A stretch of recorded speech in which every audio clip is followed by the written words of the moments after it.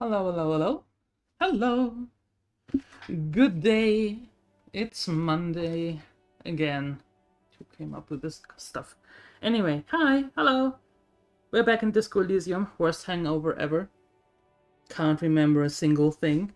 Need to rely on our friend the whole time. Too real. But we're going back to Disco Elysium, and then later we are switching over to Eve, as always. But how are you guys doing? Hangover, what's that? This. This is the hangover.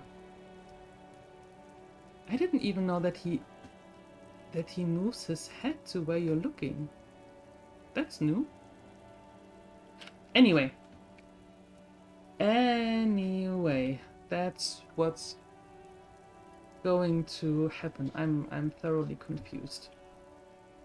Where did we stop last time? We have tons of things to do. Oh, we needed to talk to that lorry driver because of drugs and things. Stuck in the rain in a traffic jam, man. What's on your mind? You seem like a man who knows about drugs. Ah, man. Me and narcotics go way back. Had some good times surfing the psychic waves of my own consciousness, you know? But those days are behind me. There are other addictions in my life now. Why the inquiry, my man? Just be straight with him.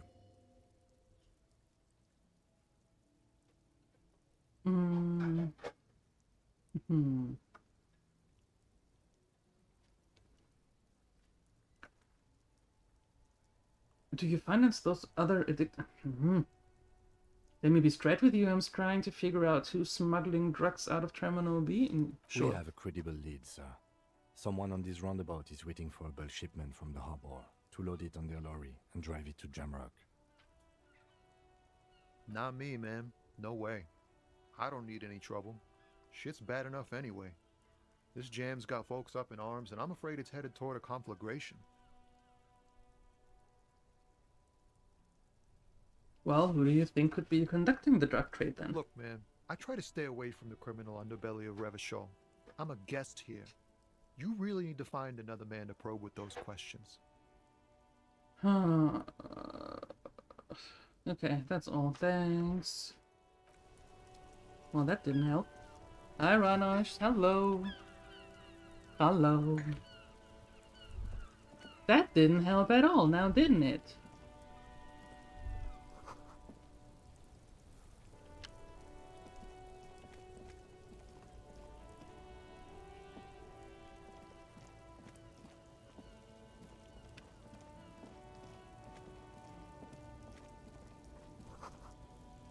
Bold slogan, Humanox covers the truck. Okay, what's that?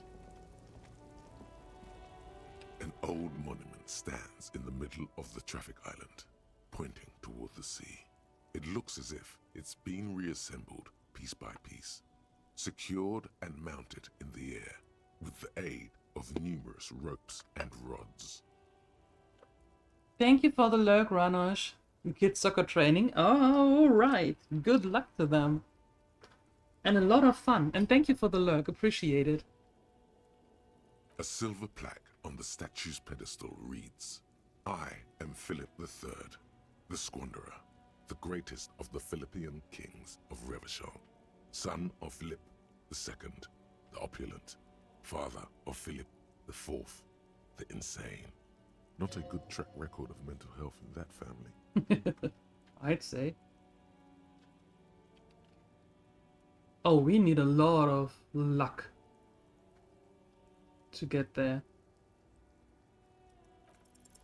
Even by the standards of the Philippian kings, old sumptuous Philip was known for his profligacy. Well, he blew through the whole national treasury, starting the decline of one of the penultimate century's greatest superpowers, the suzerain of Revachol. His own maladministration foreshadowed the fall of the monarchy during the anti-centennial revolution, an end to his family line and the monarchy on the Insulindian Isola. Hi, Entropic. Hello. Hello. How you doing?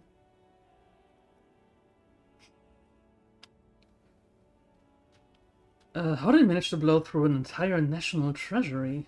Stories have it that he had his bedroom converted into a treasure chamber, where he stored unfathomable wealth. Krugerrands, bars of gold, ornate weaponry, armor, and various chalices. Uh-huh. He called it the Sol Auron. It was obscene. There were whispers he slept on a huge pile of gold-dipped feathers, like some obese dragon, instead of a bed, like a normal person. Jeez. The man certainly knew how to live.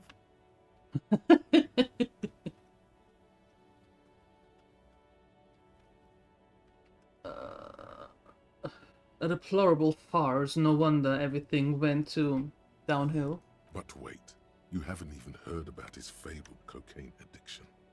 The what now? You see, old Philippe wasn't just good at squandering the national treasury on gold and ceremonial weaponry. He was also a prodigious snorter of nose candy. Oh. Not just any nose candy, though. We're talking Royal Philippian Blow, allegedly twice as potent as the stuff you find nowadays. And purple. Philippian cocaine was purple. This is a lot to process. His Majesty's courtiers said it helped him connect with the higher realms. Okay, where is he buried now? Beneath the cold waters of the Insulindian Bay, thrown there by the revolutionaries after they cleaned out the royal mausoleum. A group of marble pleurons still surround the king's vandalized tomb. A deathly cold wind sweeps up candy wrappers and old newspapers. You're doing barely awake despite way too much coffee? Uh-oh. Look, a popular ad maker is here? What? More importantly, how's the cabbage? The cabbage is still where it was before. I'm going to do that on Wednesday. Yeah. I have to do that on Wednesday. But I'll keep you posted. The big number's 15. Woohoo! Rumble with a 20. Woohoo! Thank you. Mr. L. Shenanigans, you were early today. With a look. So and then pretty sour. No, for now it's living the best life in a basket. In a basket. Yep. Uh-huh. And then on Wednesday it gets the look. Yeah. A popular ad maker. Yeah, that's actually true. That is Entropic, a popular ad maker. True. What the happened? original was blown apart by communards, then further damaged during the landing of the coalition's airships during the turn-of-the-century revolution, when Martinez was leveled. Who restored the monument?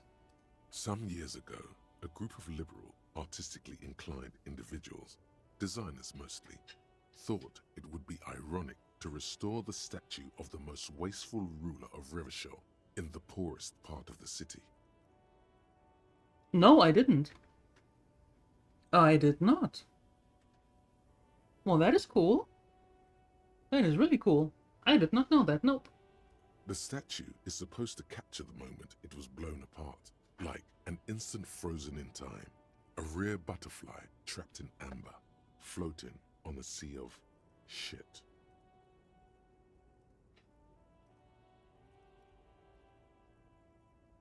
I really don't get art.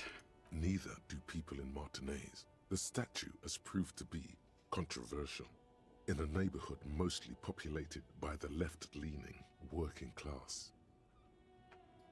Philip III, the squanderer, however, with his bronze face up in the air, doesn't seem concerned about what the hoi polloi think of him in death. Okay. That was a lot of information for just one statue. My goodness. My head is spinning.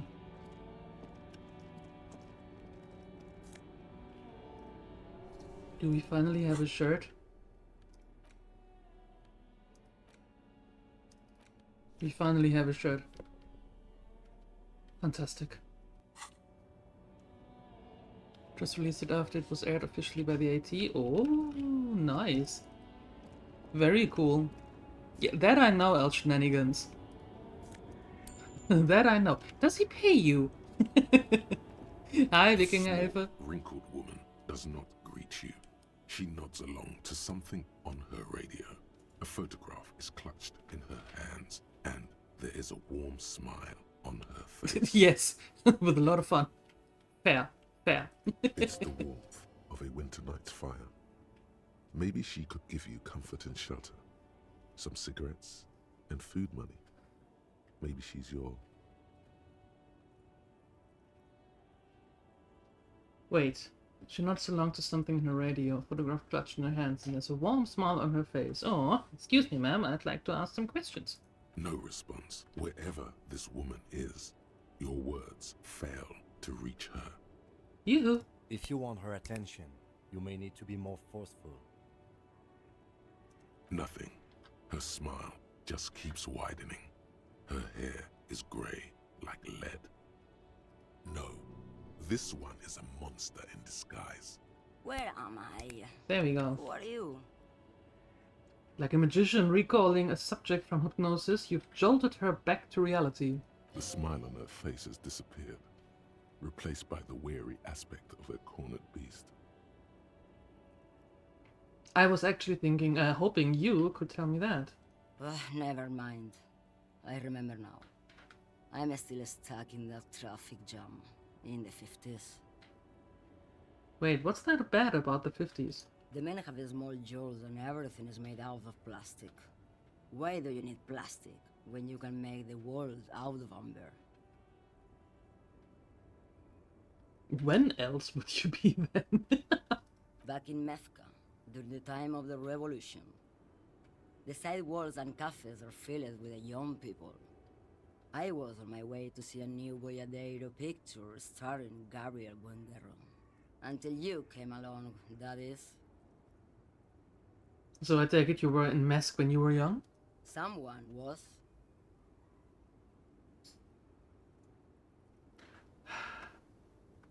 Someone? Are these not your memories? They are someone's memories, boy. What difference does it make if it's me or not? They're beautiful. That is all that matters. Beautiful and true. And they will win. They're coming for this, you know?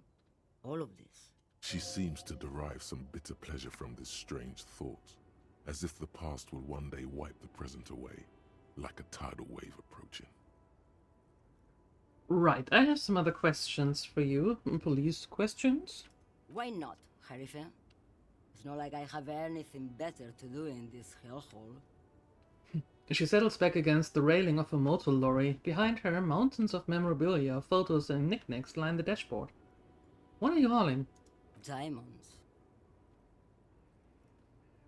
Diamonds, really? Of course not.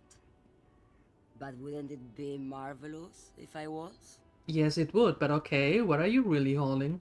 Whatever stupid things they put in the lorry, I imagine. So you don't know what you're hauling in your own lorry? I quit concerning myself with that a long time ago. Besides, I don't drive the lorry for the cargo, if you know what I mean. She says that as if something narcotic is the real reason.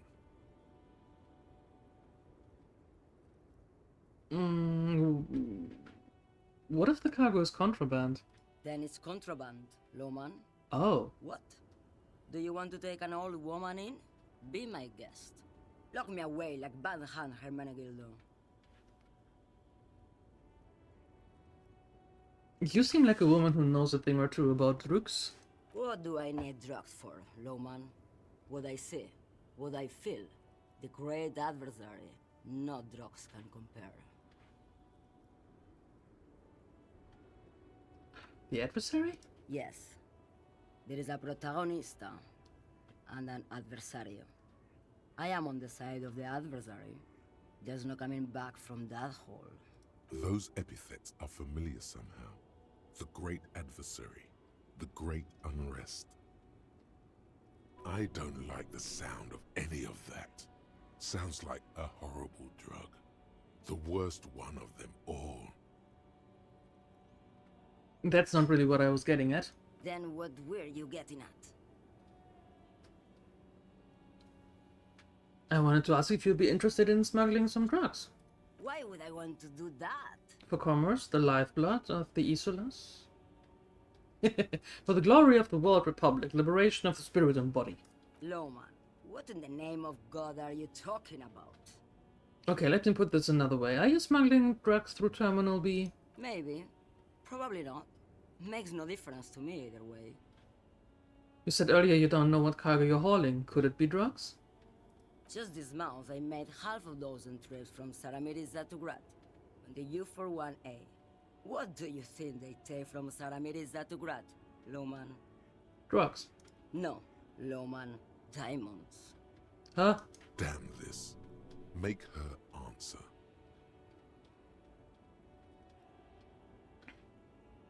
Okay, if you're not involved with the drug trafficking, then why are you waiting here? Where do you want me to go? This isn't so bad. I can listen to music, or the seagulls. Look at all the colors and the futures of this world. It's a good palate cleanser, this jamboree. Or I can just relax and let my mind carry me back where it will, to the Great Plains.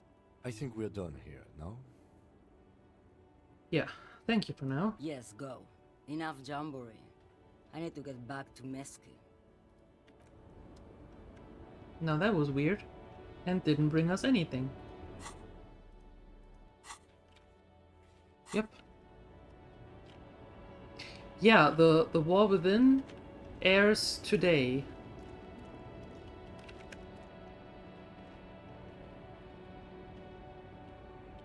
Yep. And there is the Gremlins community already. Also, yes. Growing car, kept in good condition. Give me that money.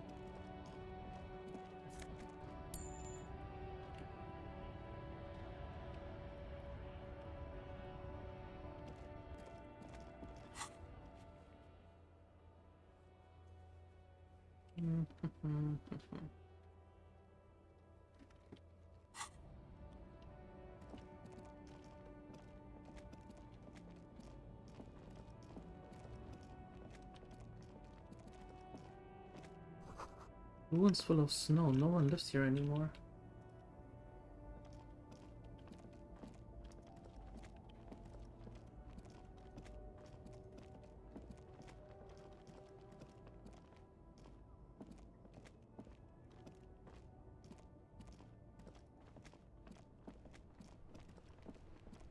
Oh, what's that? Cigarettes. Smoking is still bad, okay?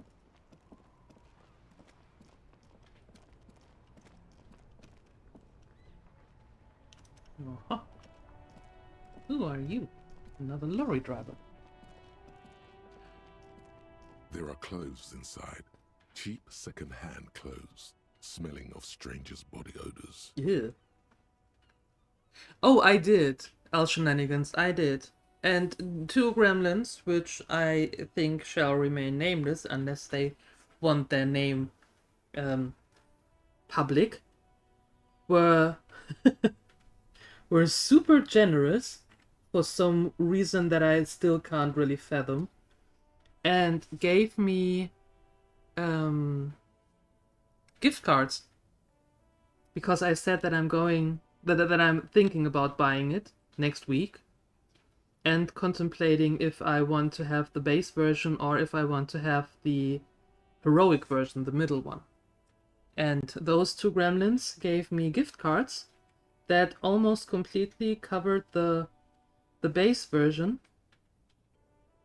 So I added a little bit on my own and got the heroic version yesterday. That was more than nice. I couldn't really believe that. But yeah, there you go. That's what happened yesterday. Yep. And because of that, yeah, I started yesterday playing around a bit.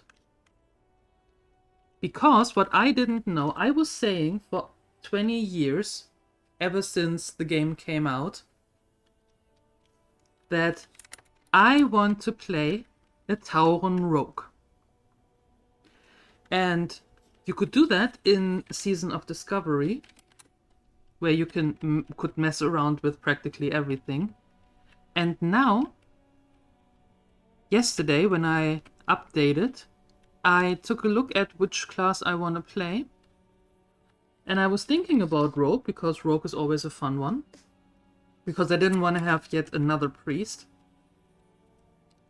And I saw that I can actually play Tauren Rogue. And I said for 20 years that if I can ever play a Tauren Rogue, I'm going to play the living daylight out of that thing. Yeah, there you go. So my new character is, of course, a Tauren Rogue. And I love it. I absolutely love it.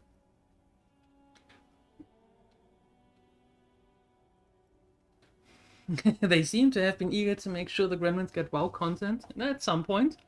It's possible now? Yeah, it is possible. And I created her and I am happy with it. These are premium class clothes. Good quality fabrics, best retro design. Save the economy with your style, officer. Hey, Mr. War Eagle. Hello. Gremlins Mythic Raid World First incoming. Well, there is the community now, as mentioned in the channel. So we can all hang out together. And nobody has to move their character, because it's now all cross-faction and everything. Yep. Browse through the box. Find your hands deep in tattered and faded garments made from weird polyester blends that make your body itch and sweat in all the wrong places. Ew. Economical, but also trendy. Look first-hand, buy second-hand. Keep the economy moving. Find something worth salvaging from that pile of rats. No good. All you can come up with are some treated wool pants. You can tell they're too tight around your thighs and too loose around the waist. Discard the woolly pants. No luck? Why not take another look, officer? Keep supporting the economy. But I don't want to buy those itchy pants.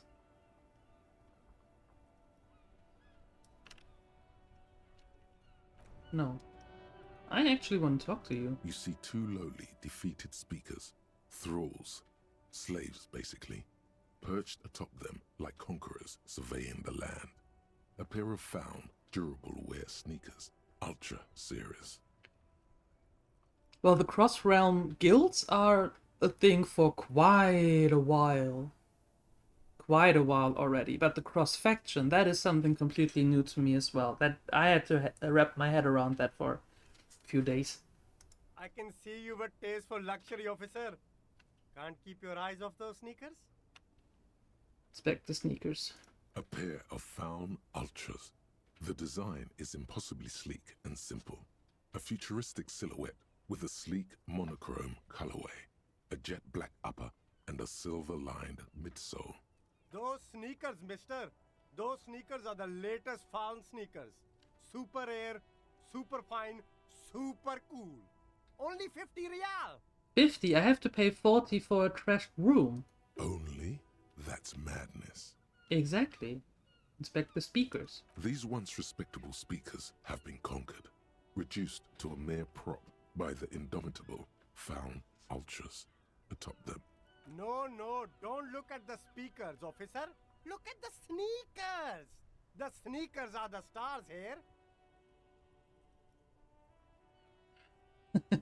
What about the speakers, though? Doesn't anyone want those speakers? These, officer? These speakers are Samaran garbage. I'm ashamed to even use them for props. Don't waste your time on them. Can't I just buy the sad conquered Samaran speakers? No way, officer.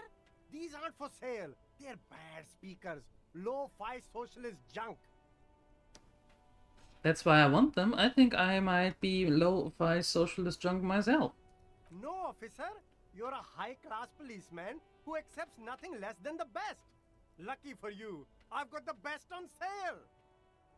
Why are you so hellbound to not sell me those speakers? You don't know what I am. I don't even know it myself. I want the speakers. Well, if you want them, But see, they are the pedestal for my sneakers. If I let go of the speakers, where will the sneakers go? I can't leave premium lifestyle sneakers on the ground. If, on the other hand, you wanted to buy the sneakers too, I could maybe throw in the speakers for little extra. 50 cents? No. Damn. So you have to buy the sneakers first. Okay. I don't want to. That's rude. There's a pile of cheap sunglasses in a small box, a variety of shapes and colors. Wrapping your head around something is unhealthy? Now you tell me. You like sunglasses, officer?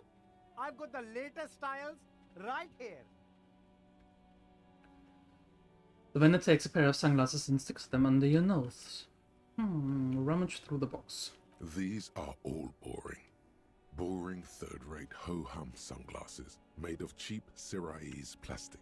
The kind of plastic that melts in the sun. Oh. These are all first-rate sunglasses. Premium design, super material, very cool, UV resistant. These will definitely keep your eyes safe and cool while doing your dangerous police work. Conceptualization? Try again. Maybe you can find some interesting sunglasses in the box. No luck. All you find is this lime-colored cellophane visor, produced by a bargain sportswear brand called Amphibian, apparently. There's a malformed green frog on its bent cap. Oh, that visor is perfect for you, officer. It'll definitely keep the sun out of your eyes while you're shooting criminals. Bang, bang! And all for a mere 6 real. Kim, are firefights something that we should be prepared for? I hope not. You don't like it? Sure, Square Joe. No problem. Let's get you some real shades. No. Okay, bye. The game doesn't care whether you want to or not. Snow Pony plays your rejected ponies. This is the result. If that is the result of rejecting ponies, I'm going to reject ponies all over again.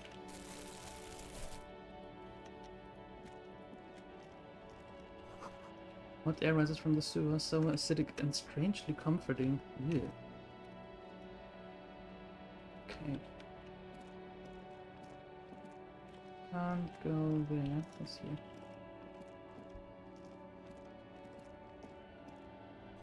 A helpline to the company that controls the drawbridge. Oh? Okay. What's in there?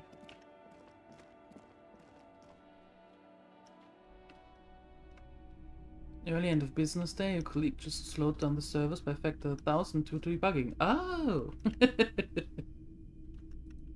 Well then. Some kind of machine, an antique cash register? Bust of a woman. Plague simply says day. In the dark, a film projector is whirring away.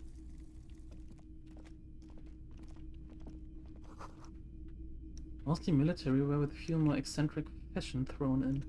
A typical Martinez streetlight sits among assorted floor and table lamps. Is that a street light? Yes, officer. As you see, it's in perfect working order. There's nothing else I need to know about the light. Nope.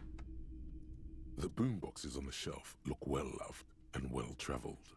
Chipped, dented, they stare at you with the unblinking eyes of their tape reels. Stand on the tip of the toes to see more. One especially catches your eye. Deep gold and amber plastic with a big old handle on top. A classic boombox that says Stereo 8 approved. This is you. Golden orange. A sunset suite. Just make sure it works before you buy it.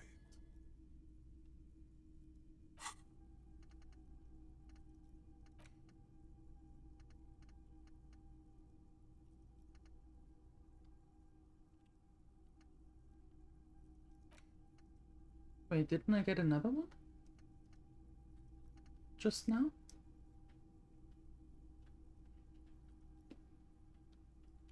Apparently not. Shopkeeper, this Stereo 8 approved machine here. Is the Harman Welshie W2. Made in Vespa. Designed in Seoul. Plays all reel-to-reel formats. 2mm, 8mm, 12mm. It's even got a little radio in there. It'll set you back 12 real. Hi, Zeniko. Hi, Elvira. Looking around in the background. Thanks for the lurk. Appreciate it. What I really want to know is, could this device come handy in my police work? If police work means playing tapes, sure. You can use it for that. Or any other time you'd need to play a tape. Like a beach party, with sand and sun and seagulls dancing on the breeze. Turn to Kim. Theoretically, could I bring it to a beach party? Theoretically, yes. But we don't have time right now. It's generally Okay. murder investigation first, then beach party. Yeah, right. Work first, party later. That is the unofficial RCM motto, yes. Are you sure this is all in working order? Absolutely.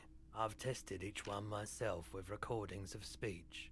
Found sounds and music from a variety of genres. Even though I don't really like music. That's all. Yeah, I'm not going to buy that.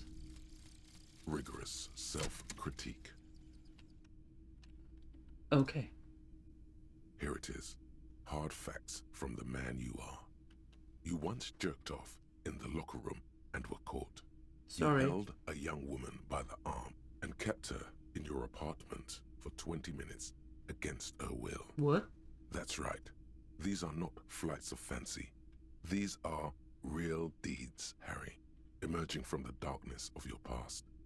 You tried shooting a fleeing suspect in the foot, but hit him in the pelvis, crippling Ouch. him for life. And, above all, you let life defeat you.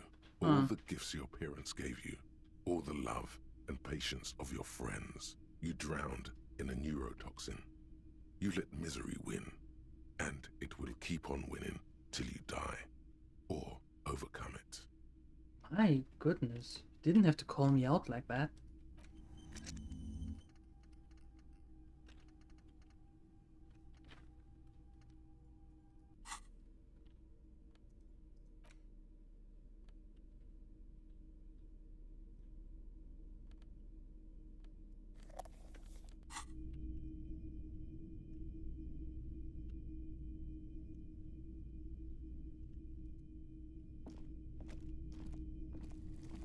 You see rows of toy soldiers guarding the rest of the trinkets displayed on the table.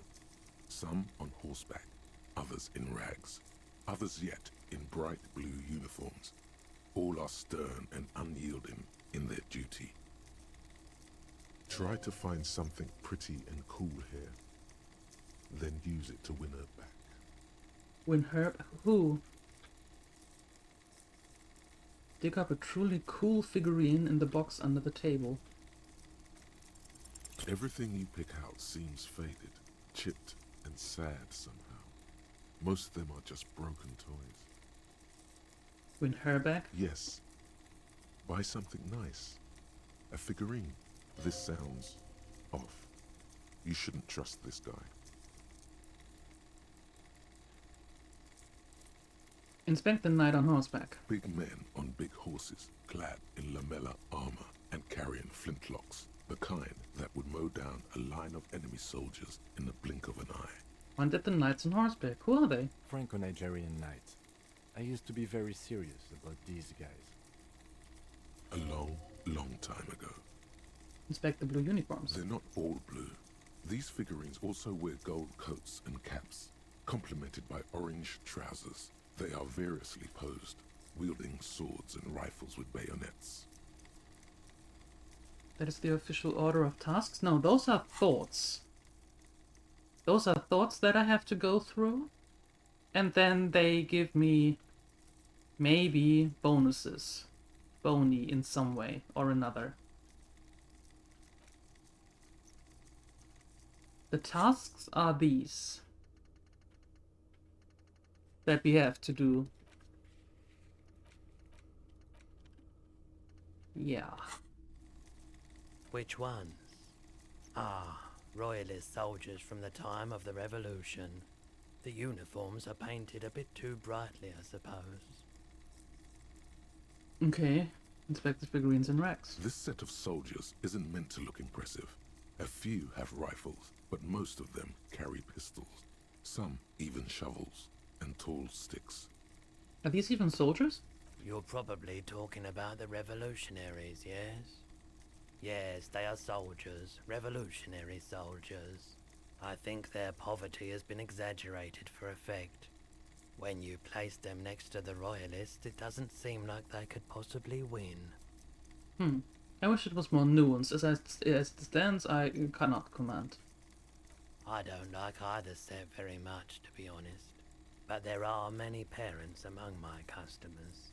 He seems to have his own take on the conflict played out in perpetuity by these toys. Might be interesting to find out what it is. Okay, stepping away from the table.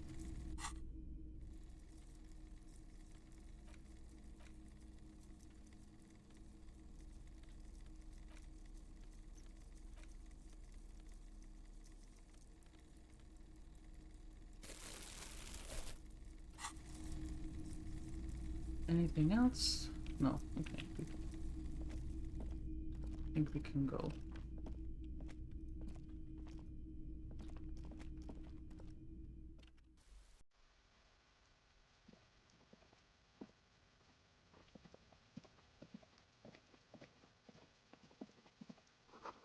Waterlock out of order until Wednesday. Okay. I don't think that I have to carry that. There we go. That's better. Who are you? G'day to you, officers.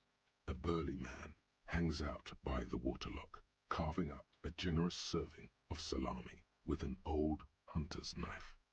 His eyes are fixed on a man stranded on the other side of the waterlock and on an enormous billboard that has fallen down into the canal between them.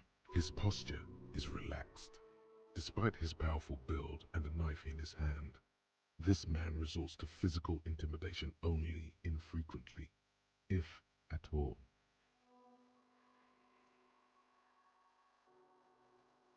First things first, what are you doing here, man, on the waterlock? My friend Barry the Butcher is stuck on the other side of the waterlock. I'm keeping him company and eating his salami. Obviously. From the corner of your eye, you see a man in a yellow shirt and grey overalls waving at you from across the canal. He seems disappointed about the wreckage on the waterlock and the salami. Very good stock. Anything I can do for you, officer? The man on the waterlock picks the skin off the slice of the salami and takes a sizable bite. Do you know what caused the wreckage? I wasn't here to witness it, but those look like tire tracks on that sign. Weird, huh? Then again, plenty of daredevil drivers in Rivershoal. The words "Daredevil Driver" sound ominous to you. Too bad it also takes a year and a day to repair anything round here, especially a waterlock. The rest of the coast is closed off till then. Do you know what's further down the coast? Well, there's the fishing village, an abandoned fish market, a bizarro church. Not much use to the congregation, though. There always seems to be something wrong with it. Yeah, not really much else. Just bombed out ruins. Can I have some of that salami? I mean, doesn't hurt to ask, right? Sure thing. Oh, he cuts off a slice of salami. Want some too, officer? Why not? The lieutenant ponders the offer for a moment, then decides to go for it. He takes a slice of salami from the man and chews on it. Right, bye! Now, wasn't that nice? A couple of indicator lights are missing from this control panel. Loose wires dangle from the now vacant holes. In the middle is a lever. Beneath it, a small metal plaque. This panel usually closes the waterlock, turning it into a bridge that lets you cross the canal. But there's a crashed salmon and butter sign in the way. Pulling the lever probably won't do anything.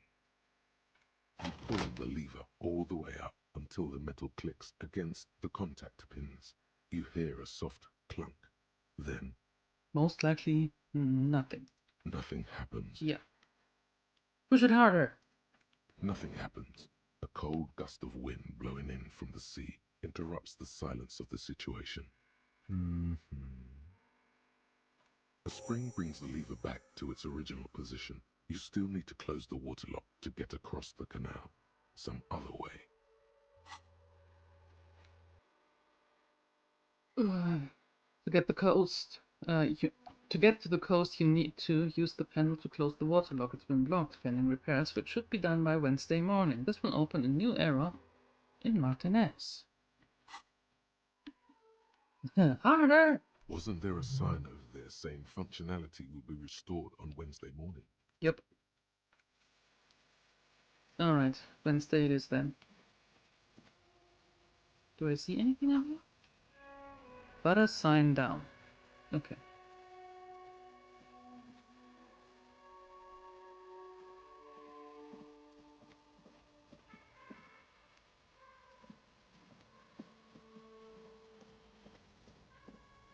And there's that dude again. There are those dudes.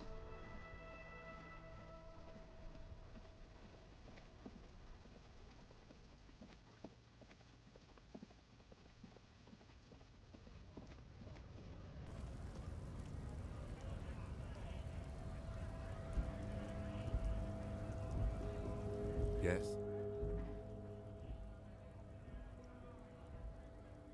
Hi, mysterious damage. Hello. I have no idea where I'm going next. I'm just trying to figure out how everything is going here.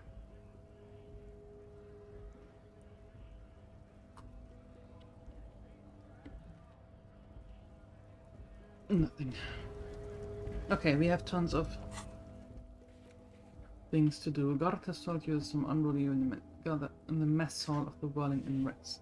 But they are not here. Most likely they'll eventually show up. Okay. Hi, Panic!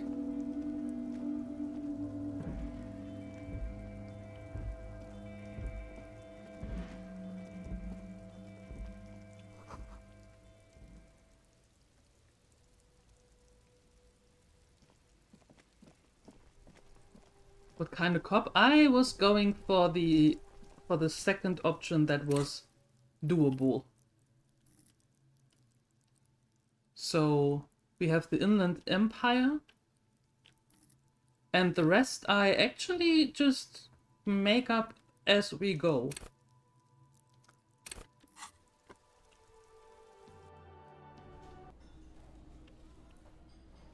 Hey, you are new. You haven't been here before. Who's you? It's all about money, you know. That sugary black rum stain on the counter makes you teary-eyed with joy. It's almost touching how syrupy and sticky it is. How long have you been up already? Pretty long. It's drink o'clock. Attaboy. It's coming back to him. You had your mesolimbic reward pathway worried there. Not thinking about drinking all that time. It was like you weren't yourself.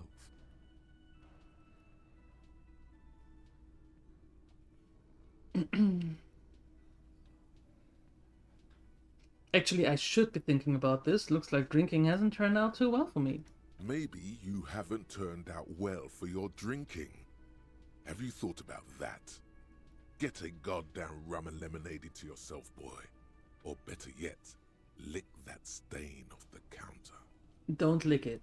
What happened, man? You used to be cool. Go get your boring normal person drink then. Thanks. It would go well with those cigarettes. That's a great combination. Find booze and drink it. I guess I can get some booze in the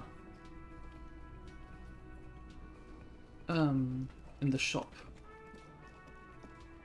Oh, this is the first playthrough of it all. I haven't played this game at all ever, so I'm just going along with it so far, trying to figure this stuff out. You see a heavy steel door with a prominent dimple lock. It's painted blue.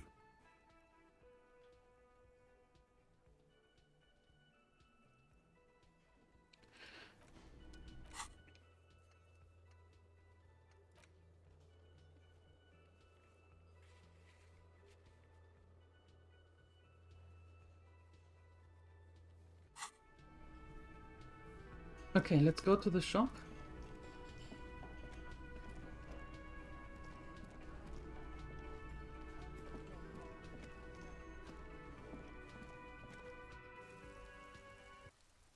Get some booze.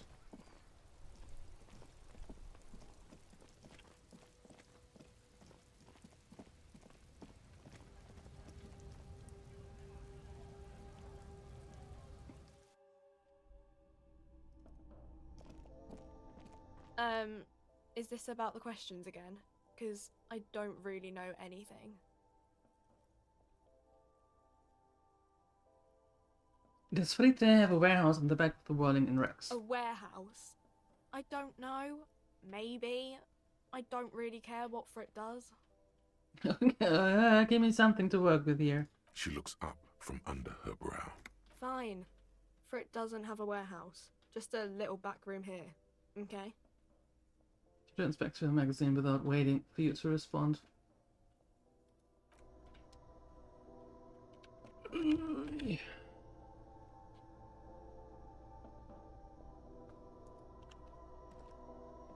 A small cabinet on the wall is filled with various medicine bottles, okay. nasal sprays, and blister packs.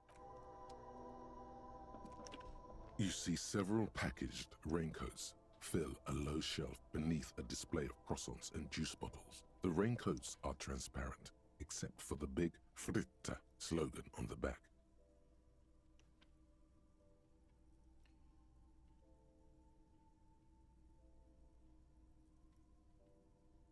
Here you go. Sure. Why not?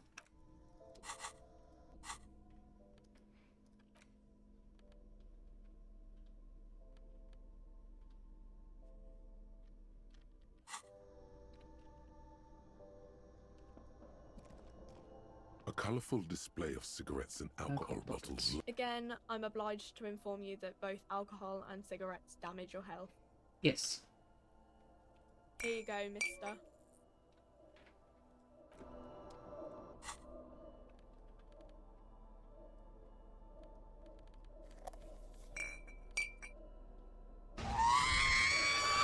Well, hello. Someone seems to have found himself a bottle of alcohol. Here's where the magic happens. Hi, Bobo. What a solid can of mass-produced piss water. Well over 10% alcohol in this so-called beer. Pop it open before it gets too warm. Don't have to do every task on the list. Listen to your heart. Okay. Wow. Alright. The gods of mass production have made this alcohol container laughably easy to open. A child could have done it. Open the bottle. There's a satisfying pop as the cap comes off, and the hair on your back rises like an army at attention.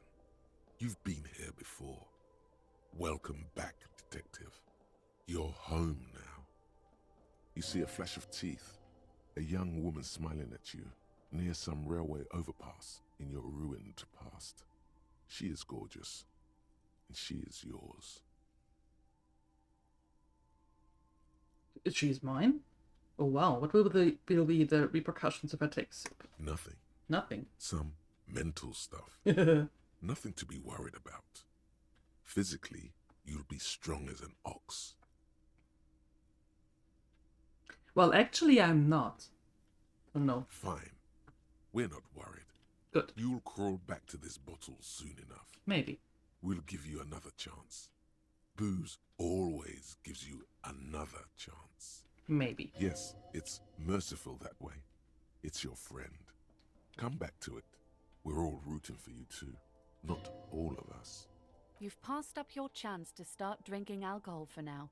But don't worry. The option to start drinking becomes available again in 2 hours. Well then. Let's put that away.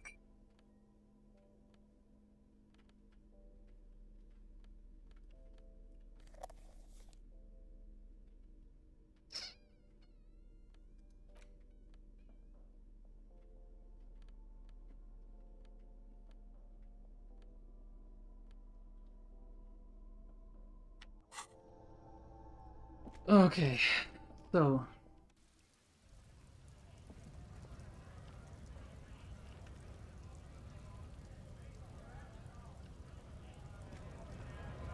Well, there's not that much that we could actually do. That's the Nice problem. aggression with the native. Don't let the chief fool you next time. You don't need to be that up in his face. Leave yourself space to move. Not bad advice, actually. This might do the trick. Let's talk about our right to work. I need you to be my champion against Jean-Luc up there. No, I'm not a fighter. I'm a worker.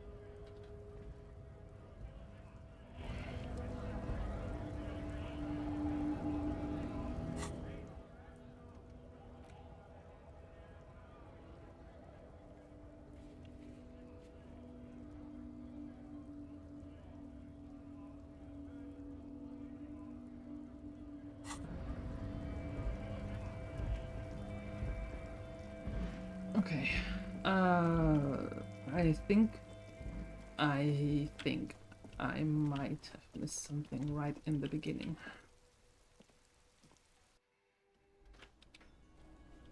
Yeah, I talked to them. Pretty sure I talked to talked to everyone right about now. But I'm fairly certain that I missed something.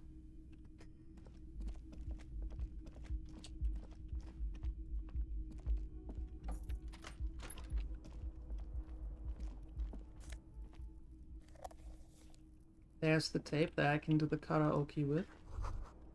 Kim tries not to look at your broken down bathroom door. Kim also tries not to look at the pile of taped viscera on the carpet, or the weird suitcase on the hat rack, or the potted plant dying in the corner. But it's all just too morbid to ignore.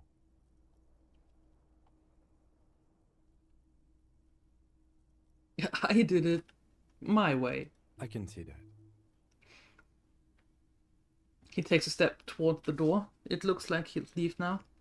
The atmosphere is oppressive. There is the tape. Empty cassette tape. Okay. The bed is cold and not particularly inviting, but it's yours. Yes. The sheets look awful. The option to go to sleep becomes available every night after 9 p.m. Okay, no sleep yet.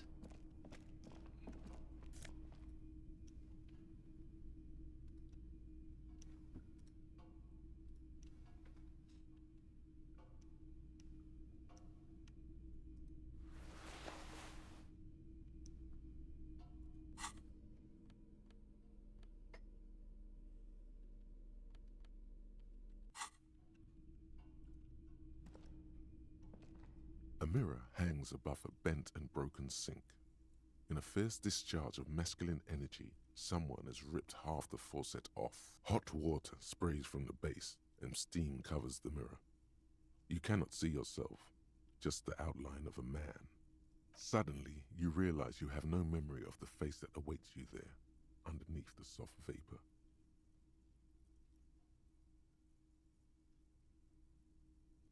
Wipe the mirror.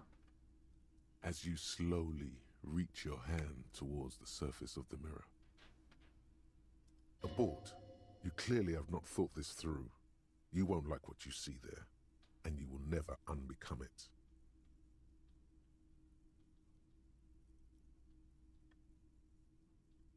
I don't care, still wipe the mirror. Behold. Whoa! We pretty. You have no idea who this thing is, do you? We pretty banged up. My goodness. Of course I do. It's some kind of superstar. I think I'm a superstar. It appears you're also dead. There's clearly rigor mortis on your face. Oh wait, is that an expression? Are you trying to make an expression with that face? Why? I think it might be because I'm a superstar. Please stop. It's horrible. You're scaring yourself. No, this is what superstars do. You can't, can you? It's like it's not even voluntary anymore. You have worn that grin into your face, and now it won't come off. What does it even mean? What is the emotion you're trying to convey? That is actually a good question, but you also... Wait a second. You have to see this. There you go. Look at that. Isn't that pretty? That is Kim, by the way. Yeah, that's Kim. That's us. We pretty. Gremlins. We pretty. My goodness, aren't we pretty? What is this emotion you're trying to convey? Suggestive? I'm insinuating that I'm vaguely sympathetic. I think I'm sort of pulling it off too, in the sad has-been kind of way. There's some charm to it. It's an expression of pain. I don't know, it's indescribable. You should check yourself for a pulse, because from here it looks like a cadaverous spasm. Hey! Okay. You find no sign of life on your swollen neck. However, putting your hand on your chest reveals an irregular heartbeat. You appear to be alive, for now. Well, perfect.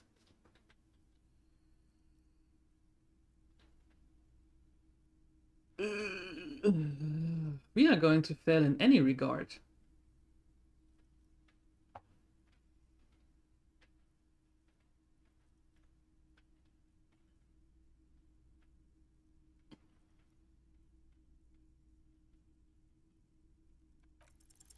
Your hands, however skillful, can't manage this task on their own. You should get your chain cutters out.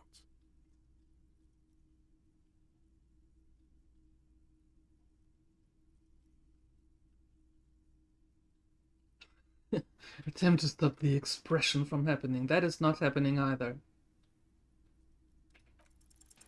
It's too late. No. Like an image on film. The expression belongs to your primary motor cortex. It would take a minor neurological miracle for you to cease producing it. Well, let's go for the hat-trick in failure. Like the rest of you, it comes from a bad place somewhere in the past. That's all you know for now. Okay. We are not touching that mirror anymore.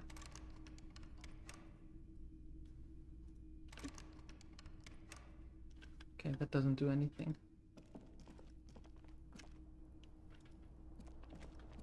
Okay, I just know that I threw my shoe through here.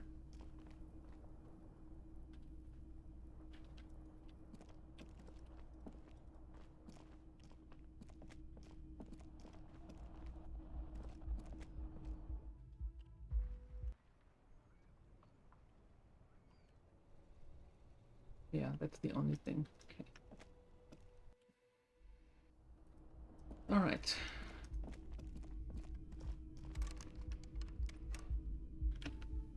Nope, nothing. The door is closed. Still nothing. The lieutenant gives you a quick glance. He doesn't like where this is going. You should punch a fucking hole in it. No. The murmur in your ears recedes slowly. Your breathing normalizes. That's one lucky door. Okay. No, we can't do that because the lady that went in there wasn't all too happy with us right in the beginning. Okay.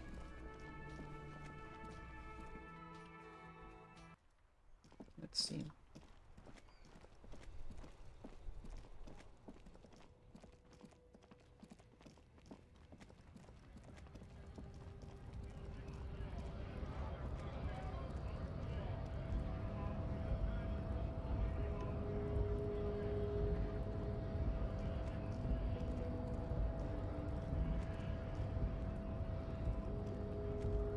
Well, yeah, I know that there is this door, but I need a key for that.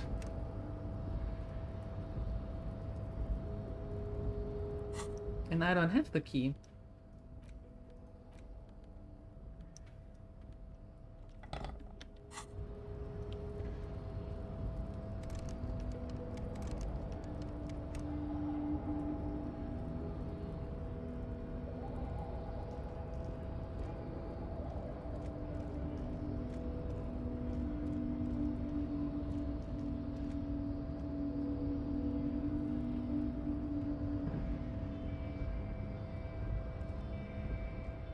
race descent has only worsened since I last saw you. You have really let yourself go. He does not so much as glance at the object. Stop showing me your pathetic cup. I have no interest in it. Why not? It's Does a pretty he cup. strike you as the kind of man who puts mugs into trash? I'm still not knocking him out. I can't knock him out.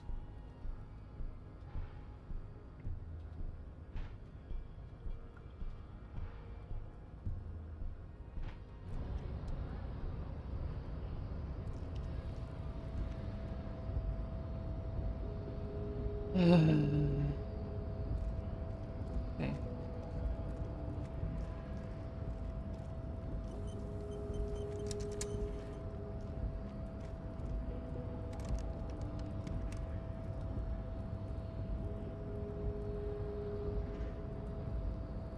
How do I get there?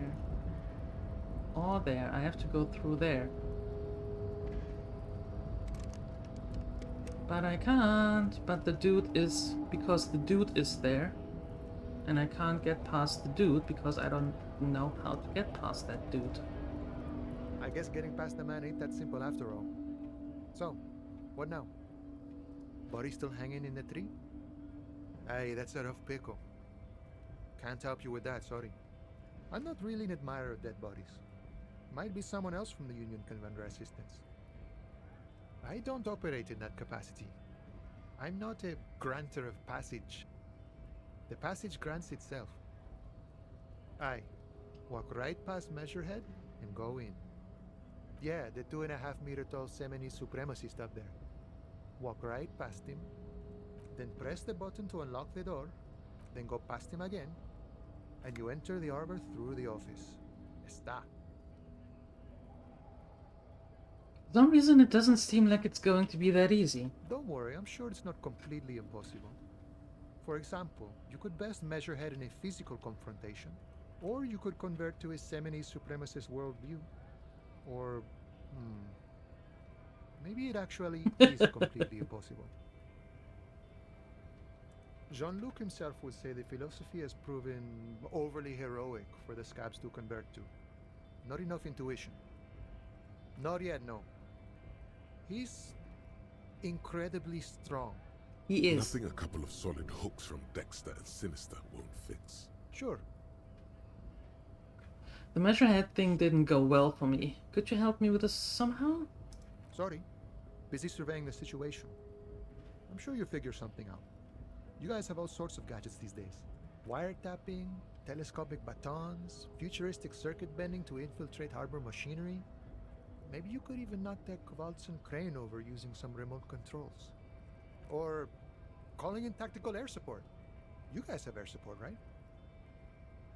Wait, we have air support? Why didn't you tell me? Because we don't. We don't have air support or any of those other things. Oh. I get it. Hush hush about the secret technology. Something changes in his disposition.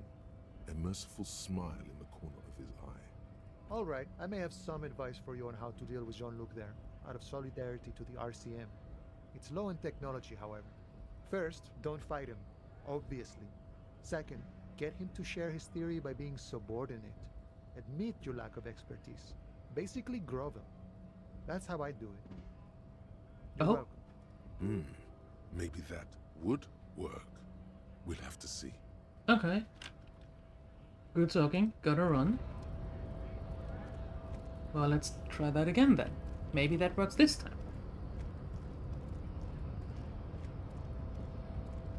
Your race descent has only worsened since I last saw you.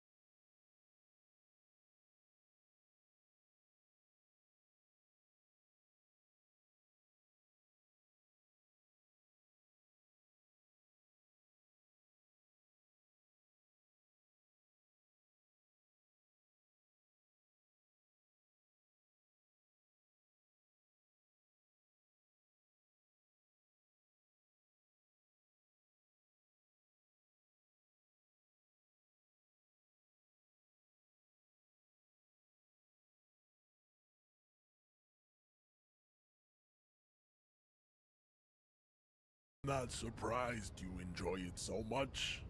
This has happened to many of the side products of the inevitable cultural victory of the Seminoles race.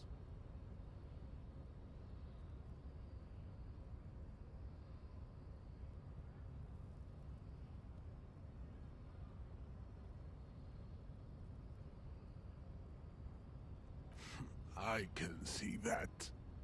The Seminoles are the South Island race. Haplogroup A.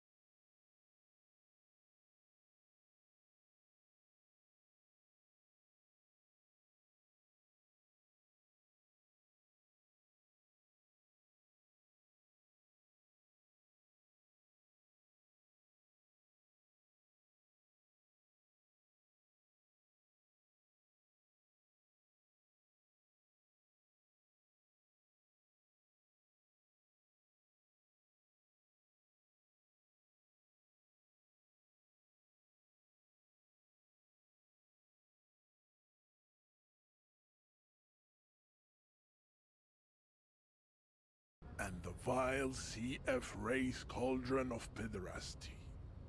Which one do you need education on?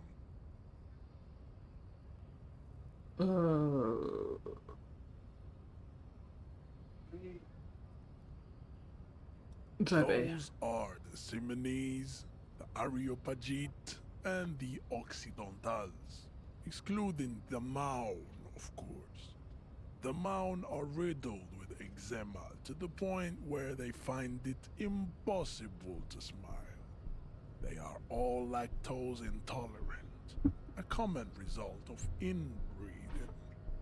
A receding genetic pool has led the Maun on reprehensible street parades. In Maun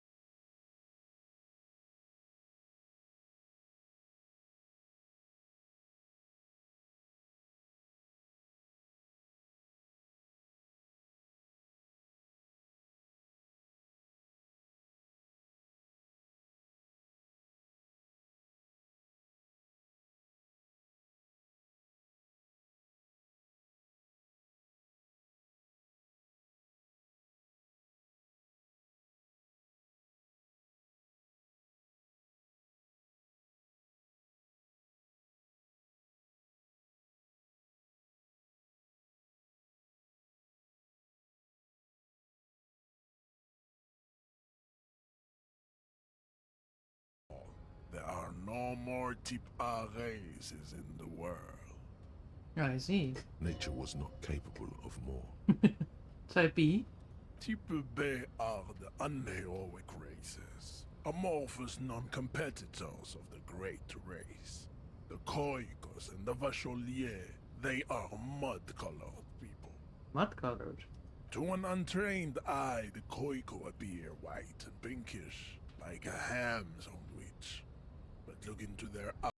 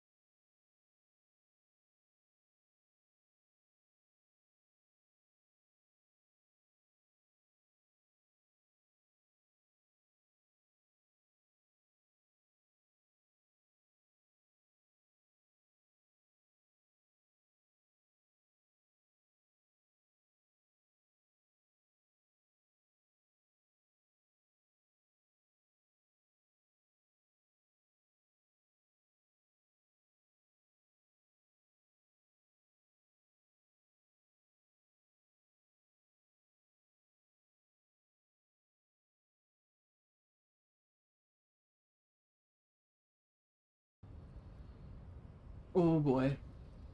I get the feeling that if we ask, if he helps us, I'm fairly certain that that won't work. On the other hand, well, let's try. You need to internalize what you have heard here today, then return to me. This clarity does not.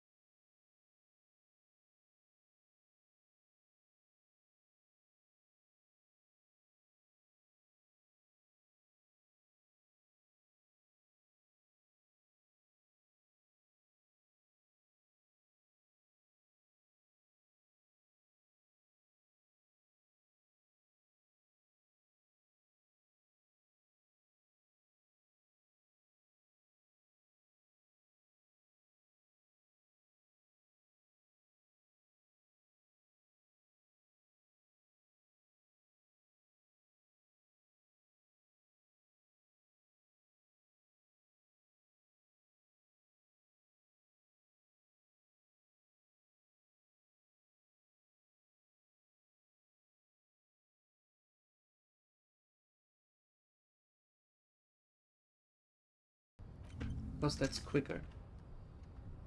Yeah. And if I have learned this, then I can talk with him again, and maybe then he lets us through?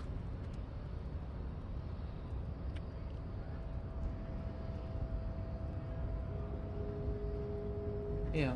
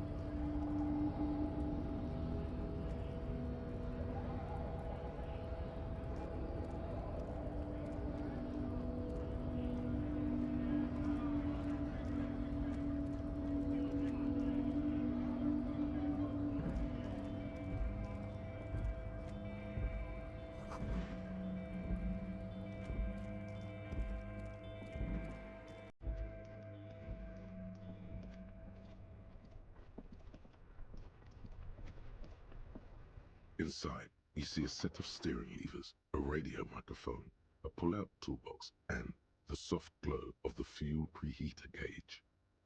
This is Precinct 57. How may I assist you? Just a moment, officer. 10-4, come in, officer. Over. Okay, 10-4, sir. I hear you. Relay your question. Wait. Before you say anything stupid, think it through. You're going to be looking at a straitjacket if you tell everyone you lost your memory. Be smart about this. Ask if he's there. 10-4, sir. I'm not hearing your question.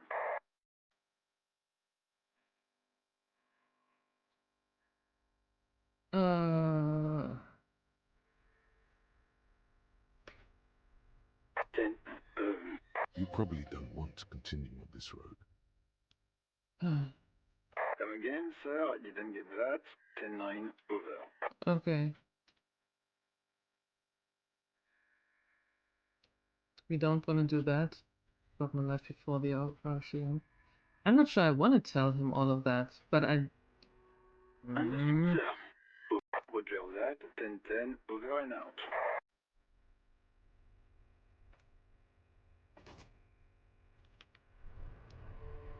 Okay, we need to do something before I can actually go to sleep.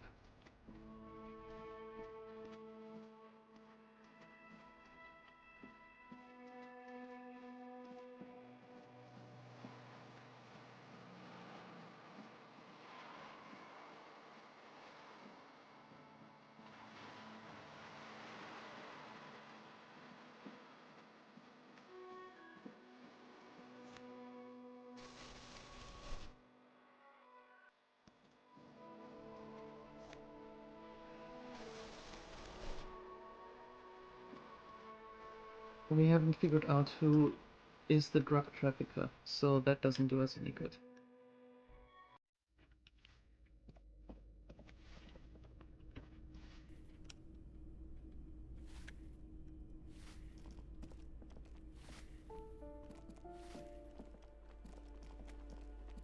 You hear someone walk a poor communard from the looks of it. The room is barely bigger than a closet.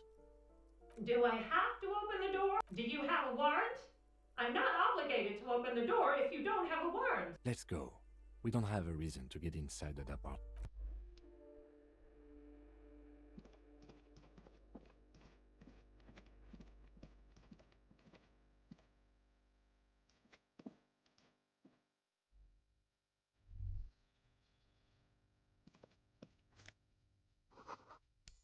All that money.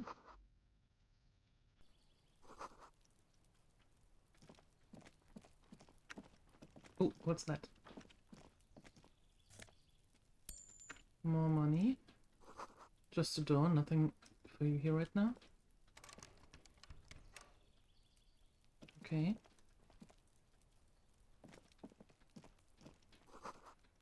Someone's growing rosemary. 29, 30, so that is complete silence wherever Elysium isn't home.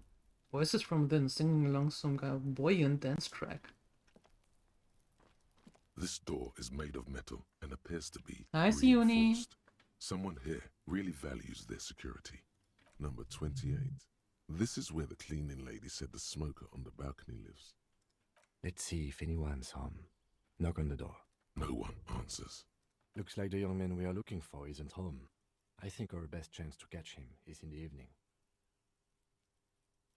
We should return tomorrow after we have finished with our day's work. How about 9 p.m.? Sound good? Tomorrow, 9 p.m. Tomorrow, 9 p.m., right here.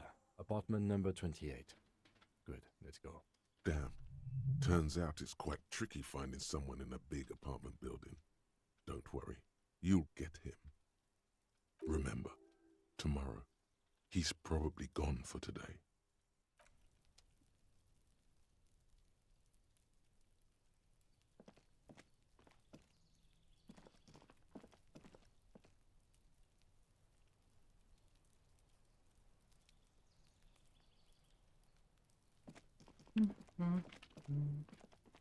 Pocket litter?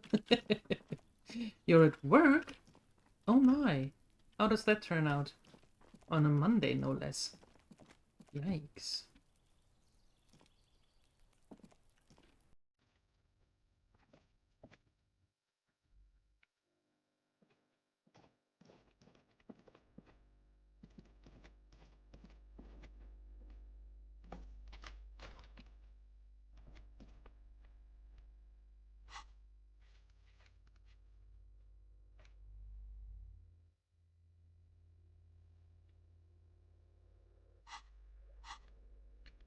Uh...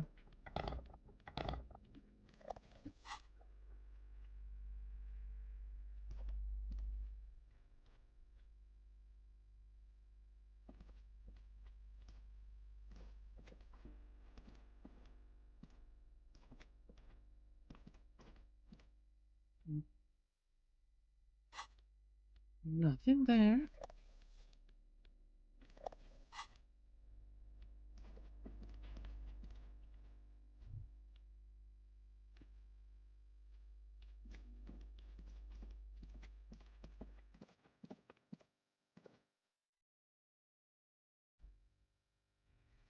Welcome to the ICU. Oh. Oh my. The spread pattern of these bullet holes makes your chest ache. Your breath grows heavier. Examine closer. You peer into the faded marks in the stone. They peer back like an endless row of tiny black holes. Sweat starts trickling down your brow. Hi, Castro. This is bad mojo, man! Fucking horrible mojo! The end draws near! Your chest feels tight looking at them. It's closing in, caving in, ever tighter. Your breathing grows even heavier. You okay there? Breathe out sharply. I'm fine. You were looking pale there for a second. What are you looking at? What with all these bullet holes? I've seen a lot of them around. Remnants from the Revolution. These are over half a century old. Is there something we should do about these? No, we are not constructors and renovators. And these bullet holes do not warrant an investigation. Okay, never mind then. The lieutenant nods.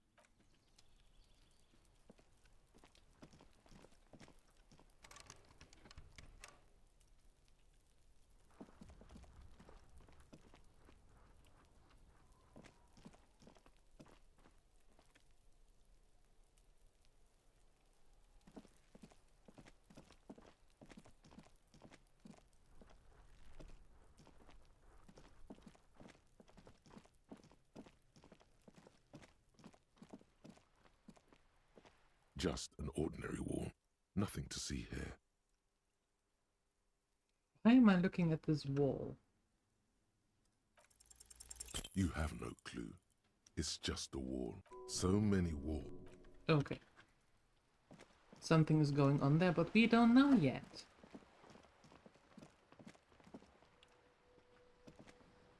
On the run? Alright, alright. See you later. Thanks for stopping by.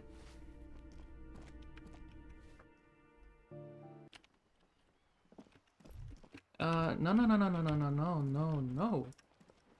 That's new.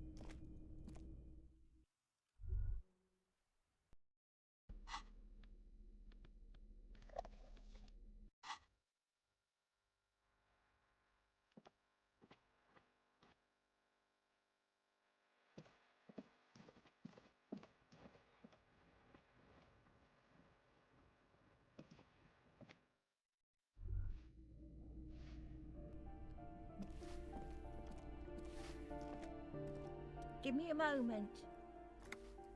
Ask away, policeman. The hell am I supposed to know? Another nut job, I assume.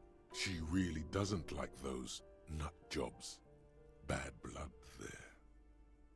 Why is there a hole in the wall in the abandoned apartment? Some lunatic lost his mind. All kinds of morons pass through these halls. With how small these rooms are, wouldn't you want to break the wall down? Is one of the residents on a vacation? The mailbox is overflowing. People come and go. I don't keep an eye on everyone. Who lives in apartment 10? No one lives there. It's been empty for months. But I talked to someone through the door. Impossible. I would know if someone had moved in there. Maybe it's those countercultural people again. Breaking into a house like it's a public space. You're a policeman.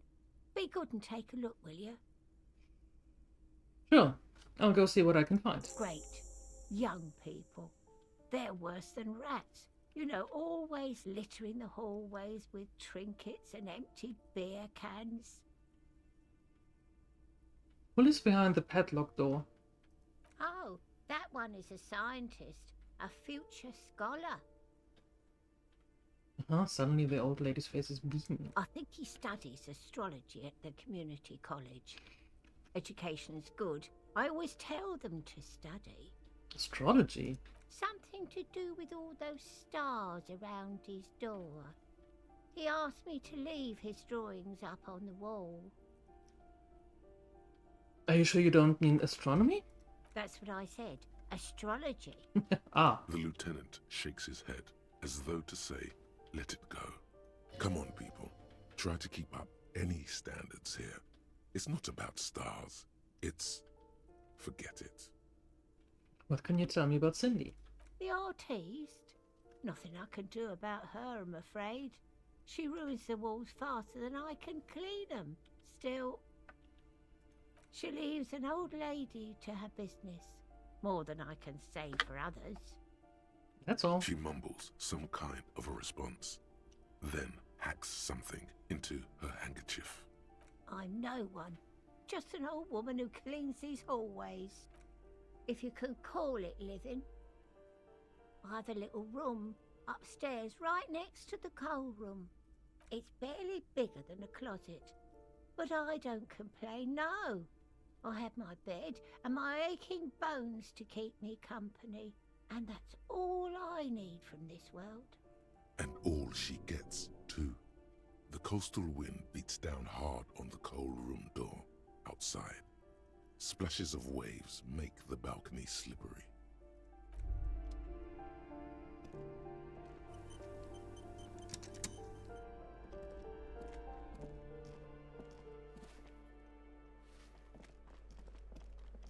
You hear someone walking around inside, rearranging the furniture. The number on the panel says 10. Excuse me? Of course not. Scare them. Suspected of some big crime. There's no sweet talking your way in there. Be official.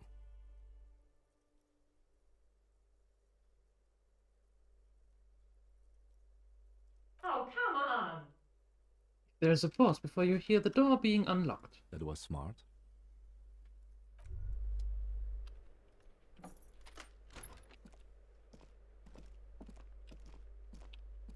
I'm going to take a look here first. Nice shoes, thanks. Looks like a fine mattress. A blister pack of medicine peeks out of the box. You should take it. I do. Thanks. Satisfied? My name is Marielle Charpentier, and I'm an agent with Martinez Realty Associates. I am not breaking in, as I have every right to be here. The keys, see? Her voice is really cheerful, despite her obviously hating you. Do you want to see my ID as well?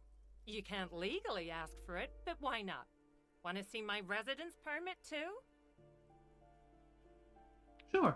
It feels flimsy in hand, with the words Revachol Zone of Control written under a nondescript municipal logo.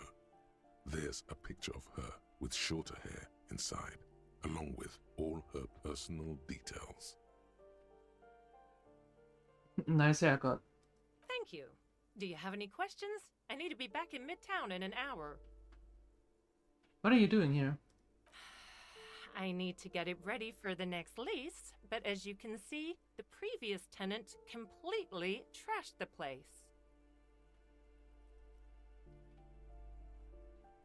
Reprehensible. Who lived here? It was some kind of a moribund old man who used to be a business owner. You'd think they'd make rent. But that was months ago. Anyway, was there anything you wanted, or is that it? I'm in a hurry. Who lived in the foreclosed apartment down the hallway? Oh, that's another huge mess. The former tenant owes us 3 months of rent. 3. We closed the apartment and planned on auctioning off the valuables, but... And again, I have no idea how stupid mistakes like this can even happen. But Ron, when he came to close the door, didn't close the neighboring door. And there's a hole in the wall. So preppy.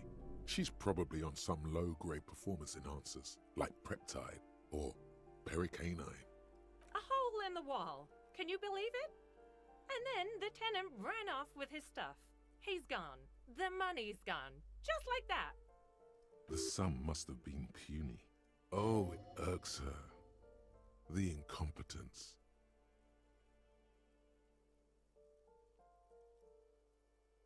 My money has also disappeared, I think. So, wait, what happened with the wall?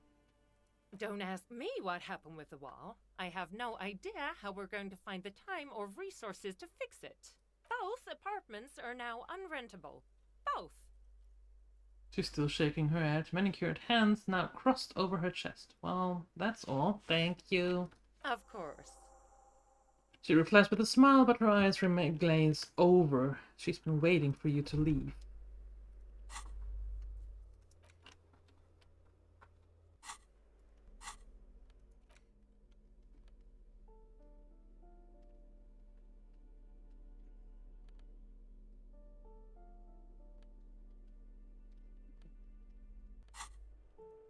Okay, let's go back to the cleaning lady.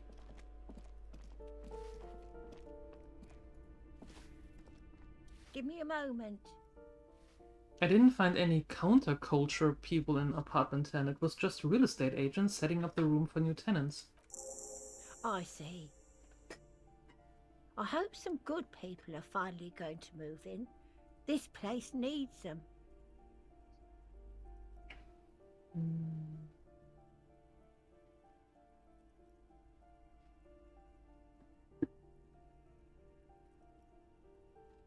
Right. I'm sure everything will be fine. This apartment building needs slow change. Imperceptibly slow.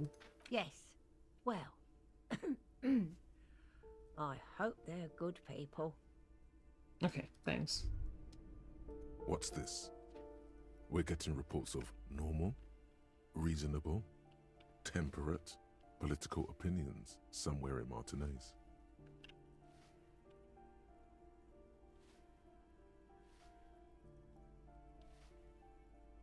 That's me, Mr. Reasonable. Someone's to keep it sane around here. The air suddenly feels calmer, more transparent in a strangely tender way. Perhaps it's the hangover. Perhaps it's a temporary surge of serotonin. But something tells you it's time to become a citizen of the Kingdom of Conscience. Kingdom of Conscience. No more talk. Sign me up for a passport. I'm too fiery for this watercolor ideology. I'm trying to develop more extreme and interesting opinions. I knew we could trust you. Remember, real democracy is just around the corner for Revachol. When that real democracy kicks in, we are all going to be so much happier.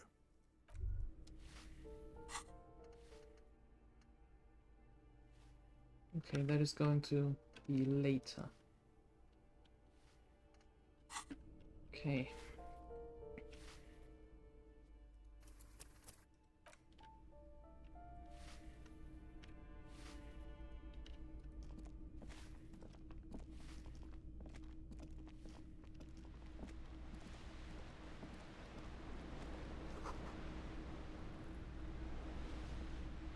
Yes? Oh, wait. Yes?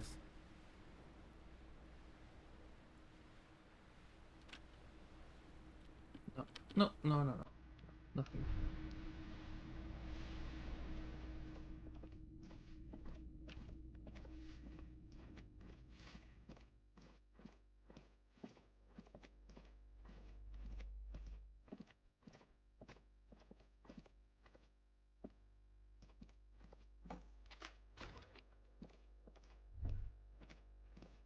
A plaster cast bust depicts a middle-aged man with impressive sideburns. The name on the plinth reads Kraz Marzov.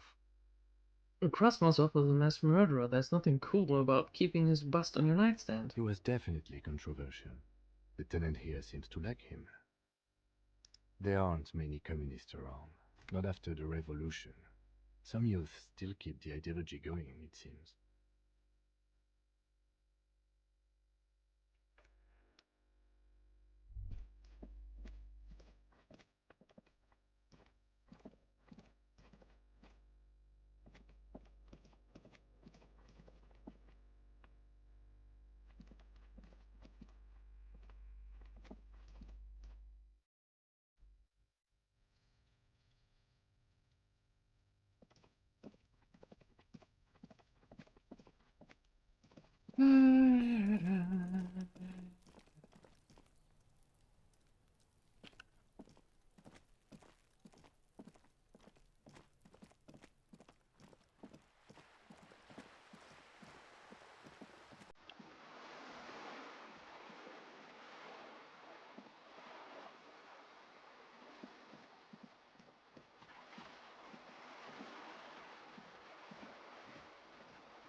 This coin-operated viewer is facing south.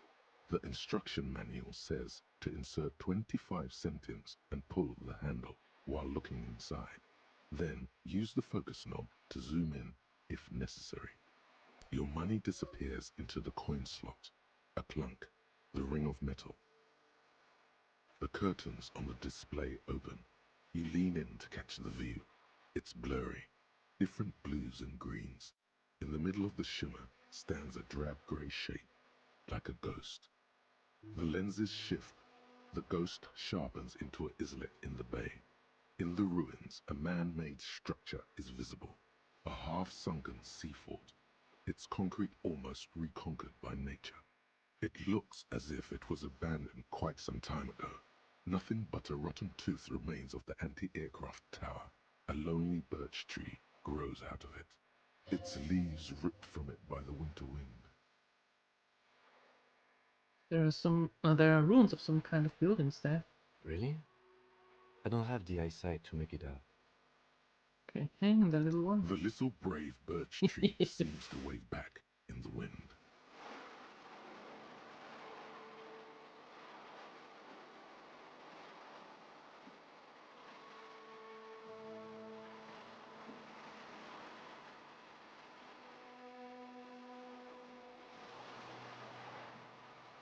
We're not talking to them again. We're going there.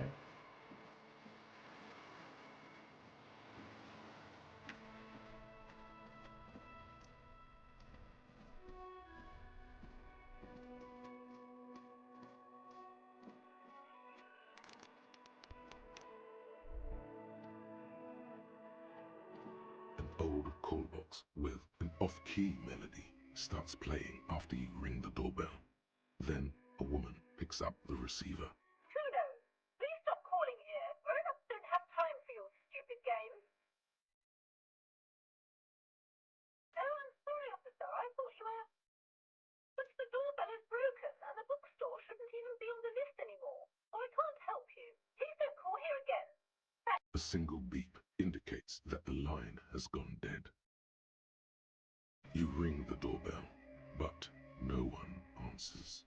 Just seeing the words Andro Orlando gets your hackles up. Its very existence is a threat to your masculinity, to say nothing of your hair. All you hear is static, but no one answers the call. You ring the doorbell, but nothing happens. Wow. You wait for a minute or two, but all you get from the call box is silence. No one answers the call. Looks like someone has melted half the plastic off with a lighter. The doorbell doesn't work anymore. You hear static from the intercom speaker. It sounds as if someone has picked up the receiver, but isn't saying anything. Hello? Yes, hello. This is Tricentennial Electric. This is a woman's voice, crackling and fragile through the static. Have you come to place an order?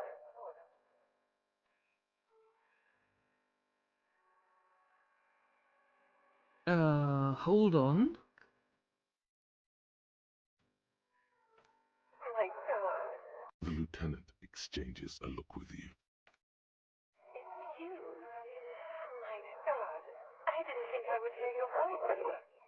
It's a woman. Oh? And she knows you. What? Your heart beats faster. No, something's wrong here. Are you sure she's talking to you? Michelle, just please. She stops and you can hear her breathe heavily, her breath distorted by ancient static. Sounds like a ghost. Wind blows through your clothes and you feel detached from your surroundings. Inside the building, a cold memory hangs. Why did you really call? I don't understand. You've been gone for months. I thought you didn't care.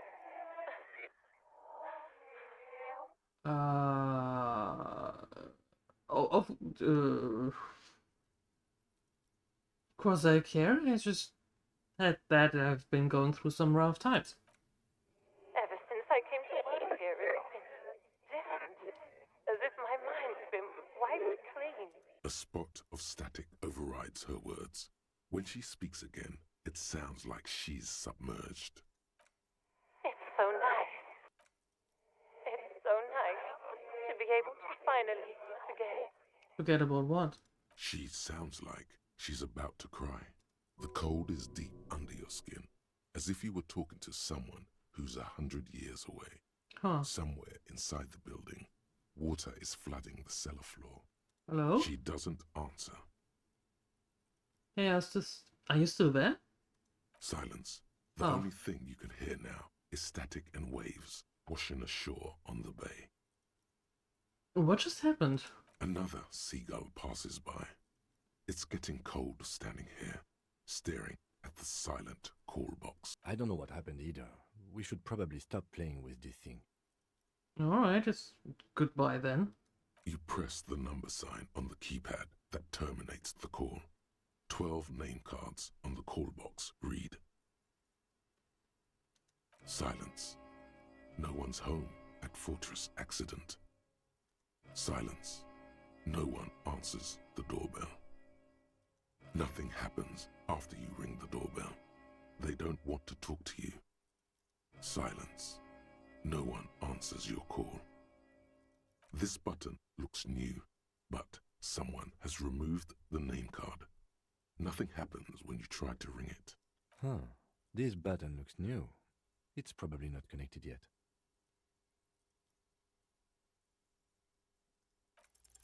Whatever she says, it can't hurt you. You're a different person now. Stronger, healthier. There we go. All right.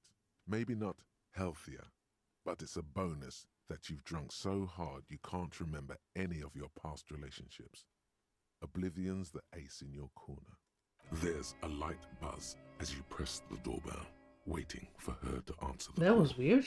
It's cold outside, and you can hear the wind blowing into the speaker. A strange metallic taste fills your mouth as you stare at the intercom. Yes, hello. This is Tricentennial Electric. Have you come to place an order? My God. Here come the bad vibes again. Relax. Distance yourself from it. Please don't hang up. I just want to explain myself. It's you. My God. I didn't think I would hear your voice again. Huh? Wait. Is she... Wait, are you repeating your words? Michelle. Yes. She is repeating. Why did you even call? I don't understand. You've been gone for months.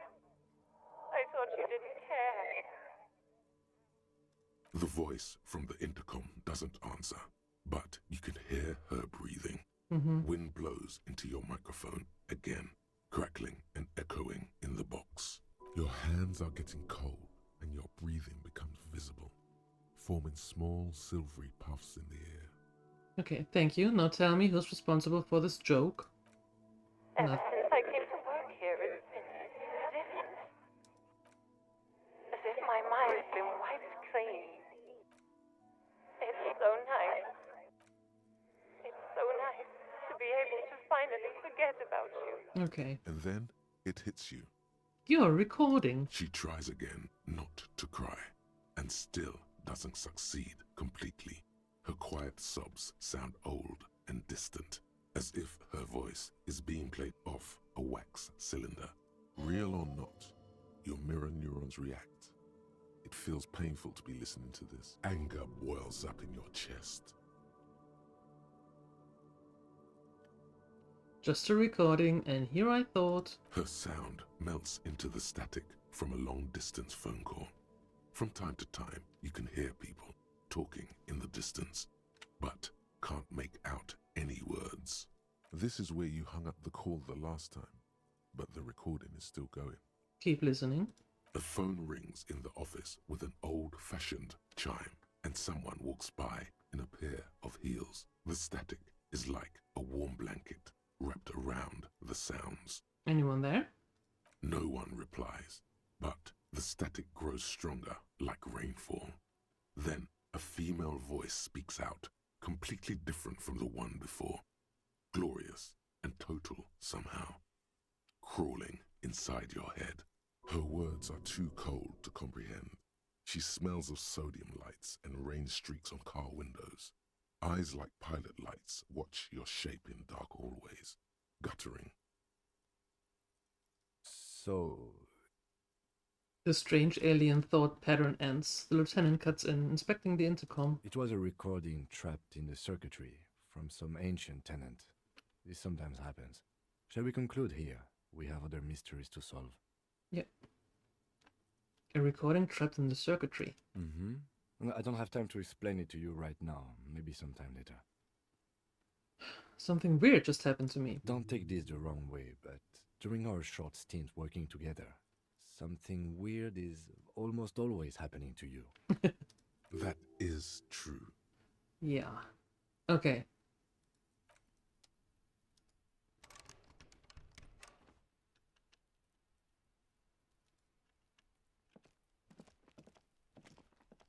You see a set of tire tracks in the brown slush that covers the plaza mosaic. The tire tracks were left here by an unknown event that took place some days ago. It's a message, written in the language of burnt rubber. Okay. Start. Crash. Turn. Okay. Some of that rubber stuck to the tiles right in front of the whirling in rags. This is point A.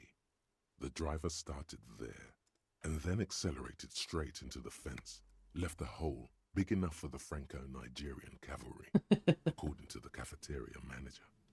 Why that pang of guilt again? The hole in this fence doesn't look that huge. The hole is not that impressive? Okay, what happened next? The driver proceeded to back out of the yard, barely stopping before hitting the adjacent building. Before heading south, must have been in a hurry.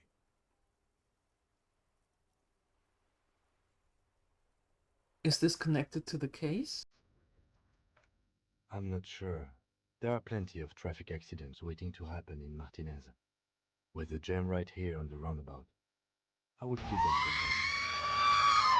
contained. You could follow the track south. There seems to be a canal there. See where they went, if you find the time. God drove through the fence. You are correct. This is a rather motor carriage-friendly city. Somehow that makes you feel scared. You don't know why. Okay. Hey, Bernard. What happened?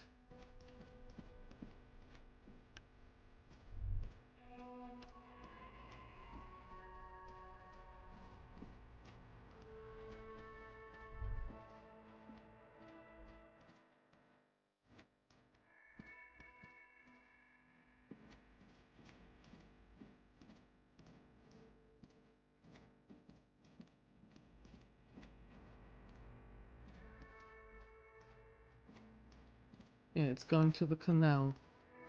But where then? That is going to be repaired on Wednesday? A crumpled billboard reading, Samaran butter soaks in the canal. Two ugly lines mar the bright countenance of the blond boy depicted. Judging by the size of the impact and the parallel lines of burnt rubber, the cause was probably a motor vehicle. Oh, okay. These look like the same tire tracks I saw earlier, in front of the whirling rags. Look at the crater. Side slip marks indicated that the vehicle was traveling up the crater at 35 kilometers an hour. Look at the roof of the shack.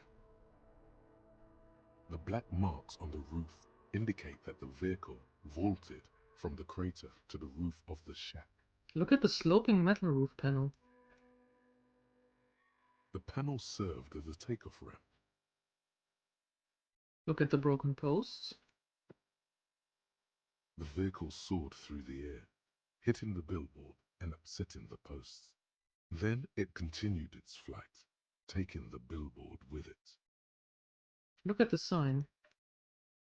The sign broke the vehicle's fall into the canal. Look at the opposite bank. Still speeding, the vehicle made a loop and vanished into the fog along the coast. What was the model of this phantom vehicle? There are two good candidates, the Caprice 40 and the Linéaire G22. Why the Caprice 40? It's about the right size, and the tire marks look like they came from the skinny tires frequently found on that motor carriage. Why the Linéaire G22? Very sturdy but light motor carriage.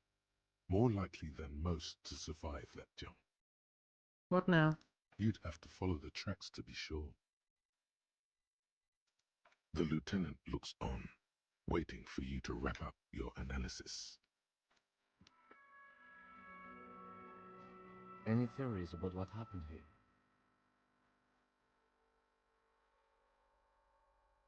It looks like someone was in a real hurry. What kind of car do you think it was?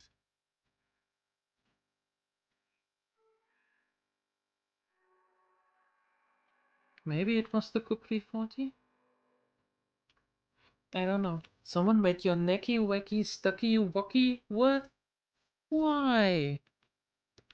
What happened? What did you do?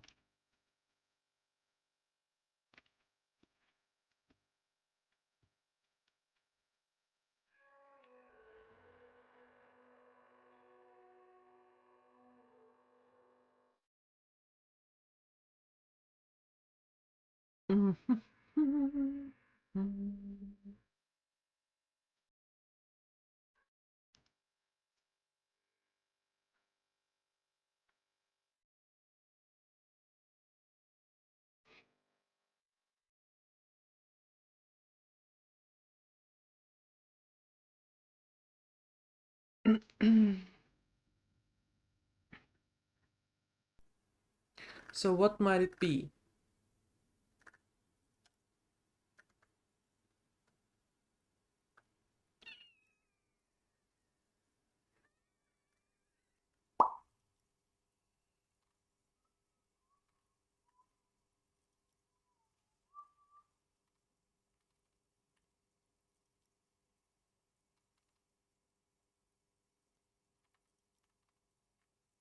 Hey, what happened? That is a good question. I don't know if it is a Capri 40 or a Linéaire G22. That's quite likely, from what I can tell. I have some ideas about whom it might... What? I have some ideas about who it might have been. Oh.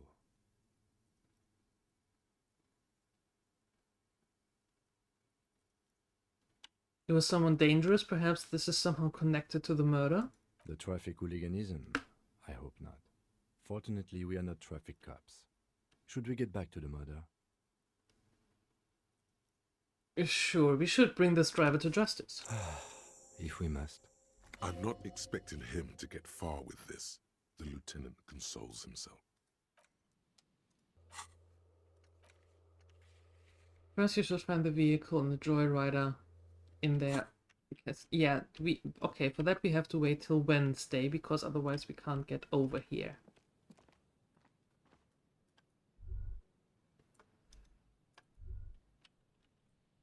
Yeah, okay. Now that it is later, let's see if we can actually... Oh. Sewer gate to the rivers of filth.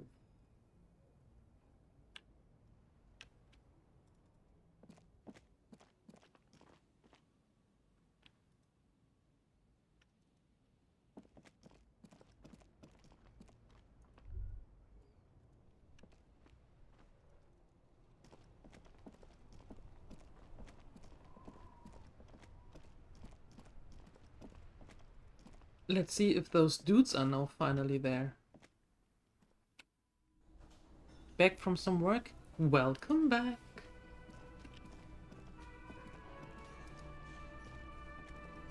Oh, look at them. They're all here. Isn't that perfect?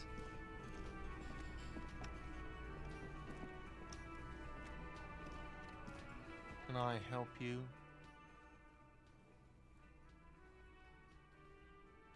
Here's your trash container key. Thanks.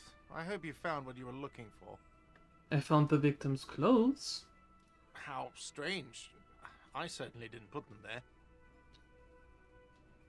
Could someone of your staff have them?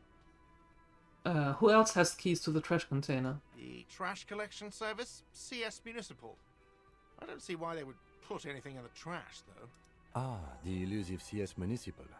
I doubt we'll be able to track down who was sent here last and when. This will have to be one of those little threads that solves itself down the road. On Clinton Street, near the Boogie Street Diamond, a small truck rattles down an alleyway. It stops by a rusted trash container. Two men, their faces rough and swollen, jump out. They look at the container despondently. CSM is written on their backs. Thank you anyway.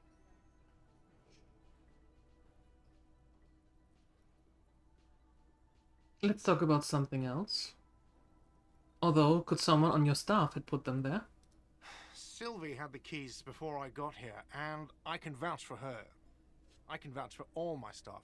None of us would tamper with the crime scene. Maybe you don't remember putting them there. Maybe you were sleepwalking or in a fugue state? I think fugue states are more your forte, officer. Okay, well, let's talk about something else. Yes?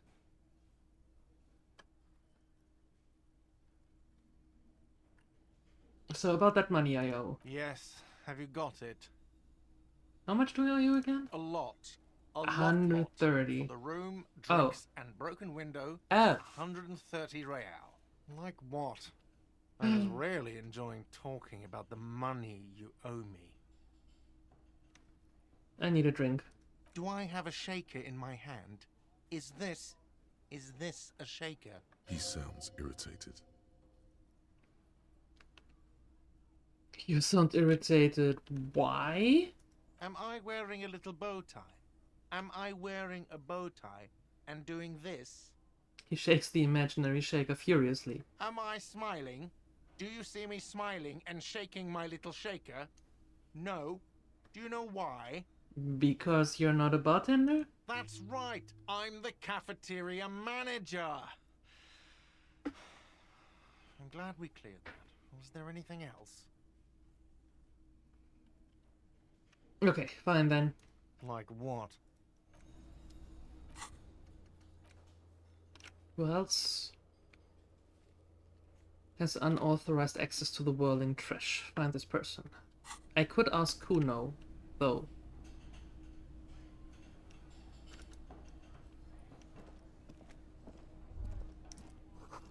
Feels right. You belong here. Can I sing? Finally? No. Damn it. Can I talk to anyone else?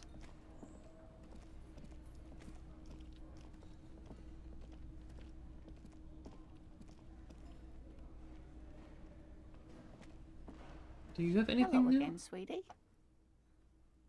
Sweetie needs money. Do Sweetie get money? Oh, sweetie, I heard your conversation with the manager about your financial troubles. When do you get your next paycheck? I don't think I ever get one. If she could, this woman would feed and clothe you and every other sad, lost person on this earth. You've got guns of steel and a chiseled jaw, somewhere under the bloated alcohol layer. Maybe she'd like to sponsor you. Right, let's change to something. Oh, no, I'm so sorry. I don't have money for you. If there's anything else I can do for you, just ask. We still have to wait half an hour to be able to get to sleep. Finally. Gotta spend the money to make money. The worker is in a deep... Perhaps he's on his way to where you just came from, into the primordial darkness. Okay, so we still can't talk to anyone here.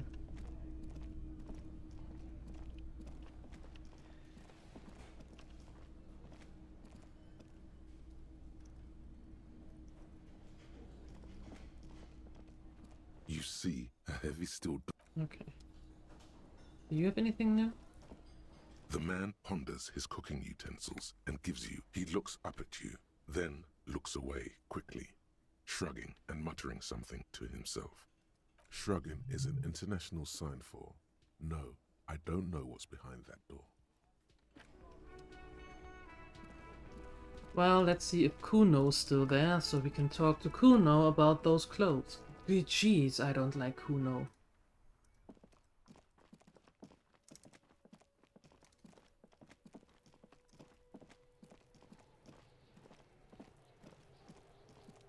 Fuck does Kuno care? Yeah? The kingdom of Kuno? The fuck do you want with it? That man's clothes were in the trash container. How did they get there? Yeah, Kuno doesn't know shit about that. That shit is beneath Kuno.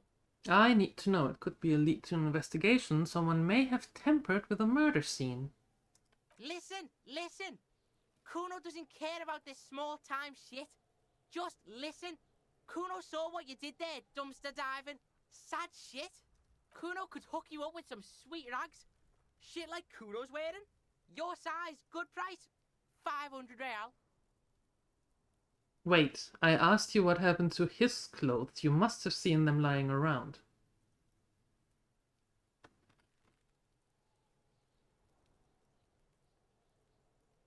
Look, Kuno ain't seen shit lying around, except for that up there.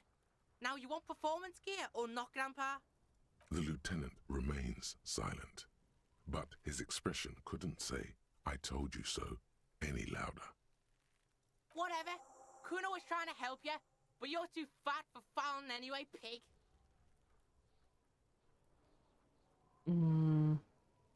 The fuck? A mug in the trash? Is this about the fucking clothes again?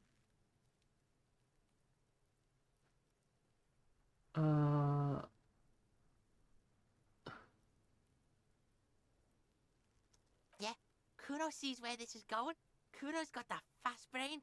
Does he now? You saying you pigs are after the mug fucker? Cause he's the clothes fucker? I can't hear you, Kuno! Speak louder, Kuno! Shit, that's tense. Someone's going to the beat-down basement, huh? Mug guy gonna get tied to the radiator. The kid may have something there. He's already come up with an interrogation technique too. Kuno doesn't know who put that shit in there. And if he did, he wouldn't squeal. Of course not. But if you find out, maybe you can... Stop turning into a pig, Kuno! They're trying to get you hooked on the snitching! Get away from my Kuno. Yeah? Get your bacon shit away! Kuno doesn't like to be seen with the popo. Get your shit done and out of Kuno's face. No, it's not fucking Kuno's. It's ancient. Look at it. He thinks you're fucking fool, Kuno.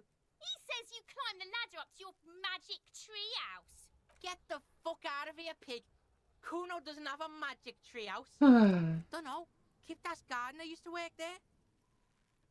Hold on, the gardener used to work there? Look, Kuno doesn't explain shit. Kuno just says shit. Okay. There's a stack of Eternite back there.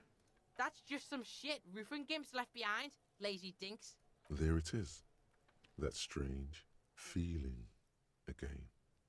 As if there was more than meets the eye about that pile of roofing material. Yes, yes, some gimps left behind. Were those gimps left-handed? The fuck are you talking about? Kuno doesn't know what handed gimps they were. Trying to get you to talk gimp. Why Kuno. not? Don't talk.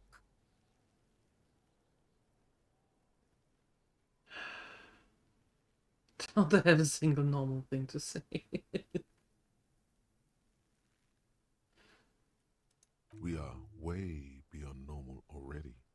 We are in the Star Chamber. Huh? I have no idea what you just said. Are you having a seizure in Kuno's yard now? We are Okay, way... better not Are you bother. having a seizure in Okay. Kuno's inner eye? Fuck are you talking about? Ask me a normal question, pig. They're trying to make you feel stupid, Kuno. You No. glance again at the roofing material in front of the shack. Yes, you should go back there. Yeah, whatever. Kuno doesn't give a shit. Kuno's Kuno, pig. Kuno. Primal. Violent. Okay, is that some kind of gang name? Or you refer to yourself in the third person? The fuck are you calling a third person? Kuno's the fucking first person? He looks slightly confused, but proud he came up with that retort. But right as he's getting distracted, you hear a malevolent hiss from behind the fence. Watch out, Kuno. He's trying to fiddle you. He's gonna put his hands on you. What? Help! Pig's got Kuno. Help! Rape! What? Help! He's got the Kuno, help! Yeah? Get out of here before the Kuno beats the shit out of you. Aha. Yeah, that's right. Drag your fat ass out of here, fat boy, before Kuno fucks you. My lord. Don't listen. Just go. Yeah.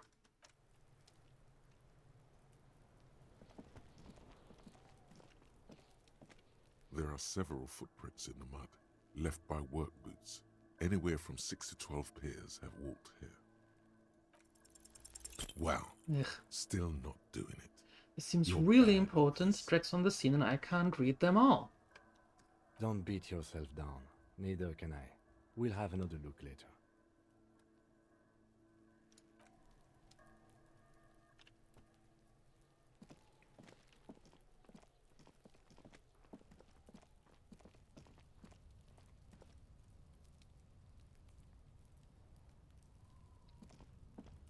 An inconspicuous pile of the roofing material, Eternite. Because there's a Yes. secret door hidden behind the panels of Finally. Eternite. That's why they're too orderly. There it is. You see a shabby little door. About time. Took us long enough.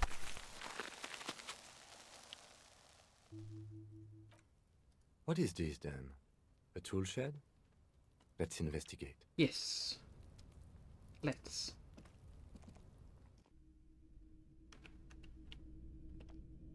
And I would like...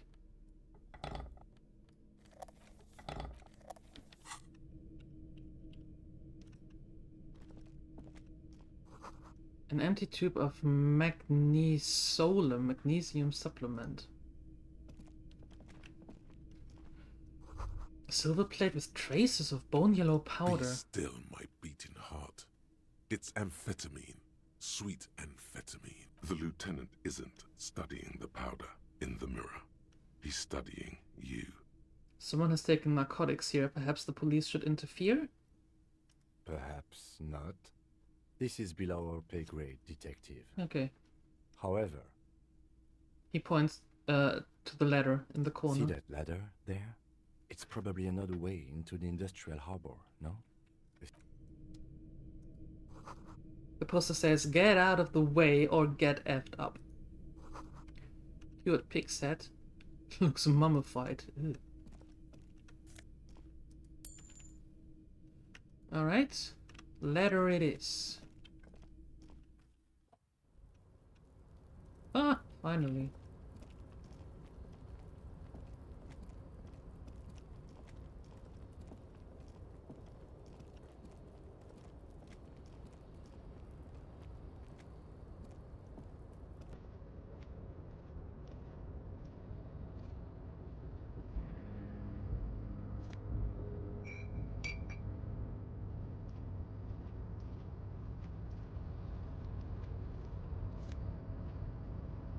Money.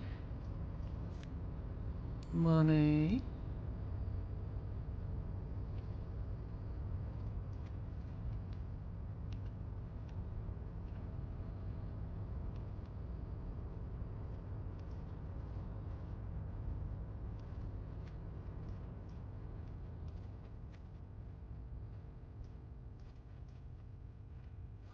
This doorway is going to collapse soon.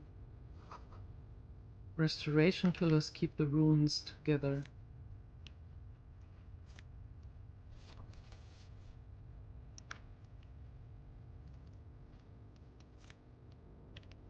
Some money. Items.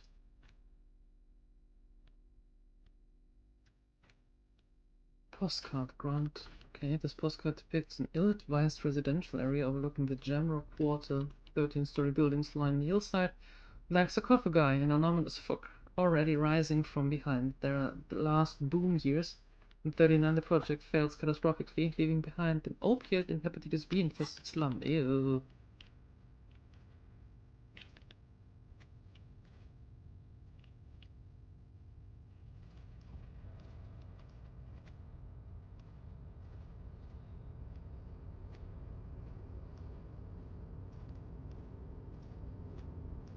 Looks like someone left his tarpaulin cloak hanging on the railing here.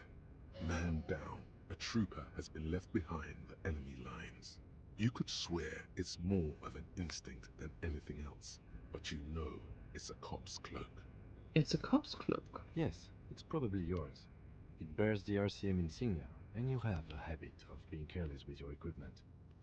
You could probably make the jump. You look like you've done some track and field in your day.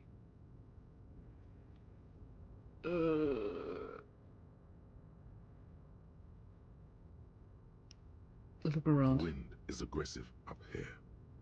The lieutenant looks at the enormous crane towering in the distance over the container yard. The look in his eyes is a mix of the engineer-like interest and the wonder of a 6-year-old seeing a horse for the first time. Let him have this moment of wonder. His eyes trace the crane's contour, as if trying to memorize its majestic shape. Then he notices your gaze. Yes. We were in the middle of something. Your cloak. Do you really think this cloak is mine? Should I go for it? Jump. The cloak? I do think it's yours, yes. As to whether you should go for it? He looks over the ledge at the cold pavement Well, below. It doesn't seem too dangerous. 2 meter stops. Whenever you're ready to do it, I'll be right behind you. Well, what could possibly go wrong, huh?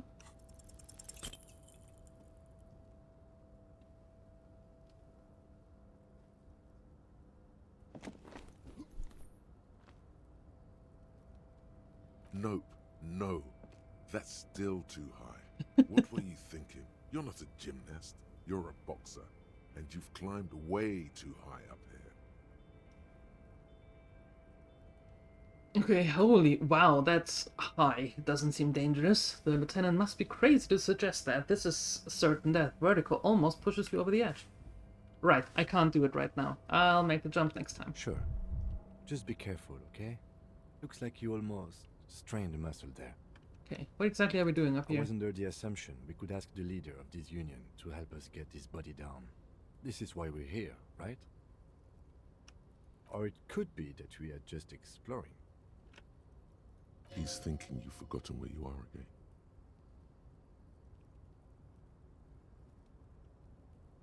The wind is aggressive up here. Okay. The lieutenant looks at the enormous crane. The look in his eyes is a mix of the engineer-like interest and the wonder of a 6-year-old seeing a horse foot. Yes, that's one way of putting it. It's certainly an impressive achievement of engineering. But I digress.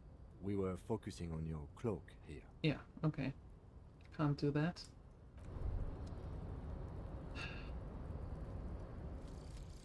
Advanced race theory. Oh, that's complete now. Perfect. Everything is calm in the eye of the race storm. Your mind is lucid and bright. The mind-bending phylogenetics appear more distant and, to be fair, a little ridiculous. The great race mystery has cleared up. All that's left to do is verbalize your thoughts. Go and talk to Measurehead about your newly found insights. Yes, let's.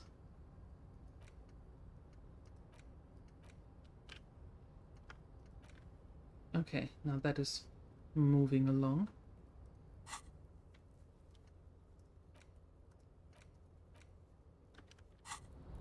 All right.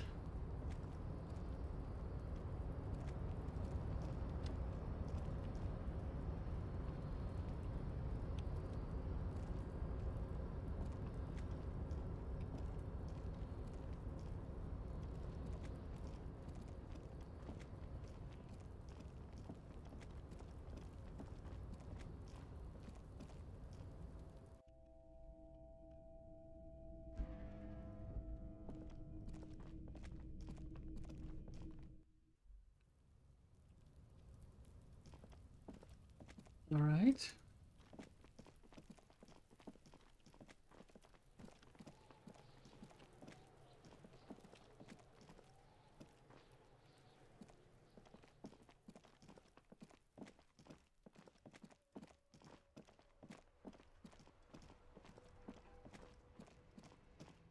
Let's see.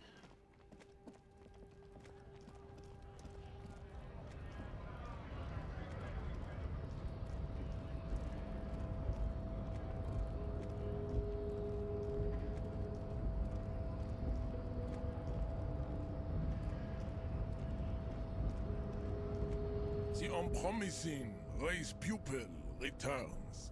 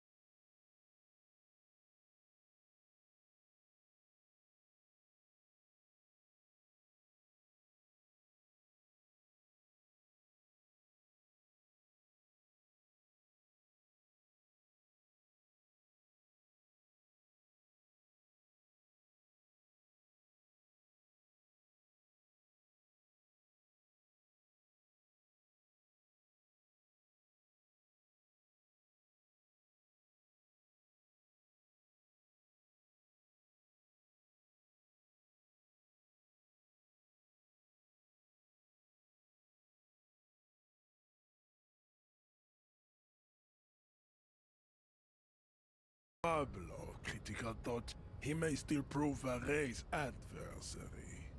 Why should I help my adversary? Looks at the red buttons, seeking counsel from his own ideals. Jan, baby. Do the heroic thing. First of all, I will stop drinking. That is not possible. The game of Shahmat you play against the rules tricks is unwinnable.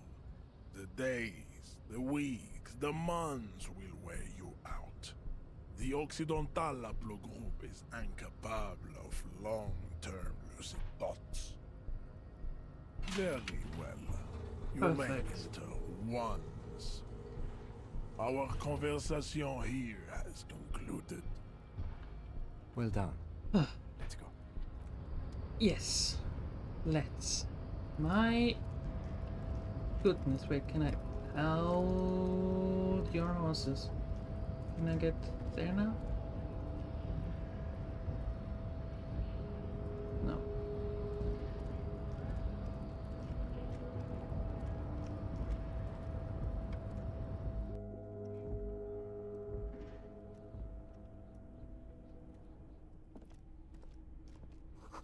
Every worker, member of the board, is written at the top of the flyers. This is a Dewey typewriter. The model name is on the back.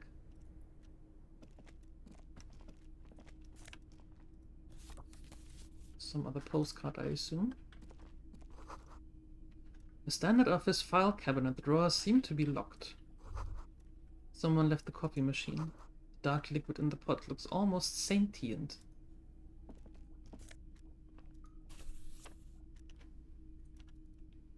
What's there? Pills. Sure. Sunglasses. Maybe they are better than the ones that we have.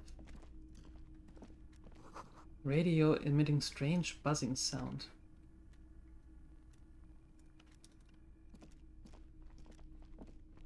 On second glance, someone has forgotten to properly close one of the drawers. It's unfortunate for the Union to just leave their paperwork lying around like this. Right? Let's see what's inside, he thinks. Open the drawer. The drawer opens smoothly. Inside is a well-organized selection of brown folders. Browse through the folders. Hundreds of documents containing logistical data.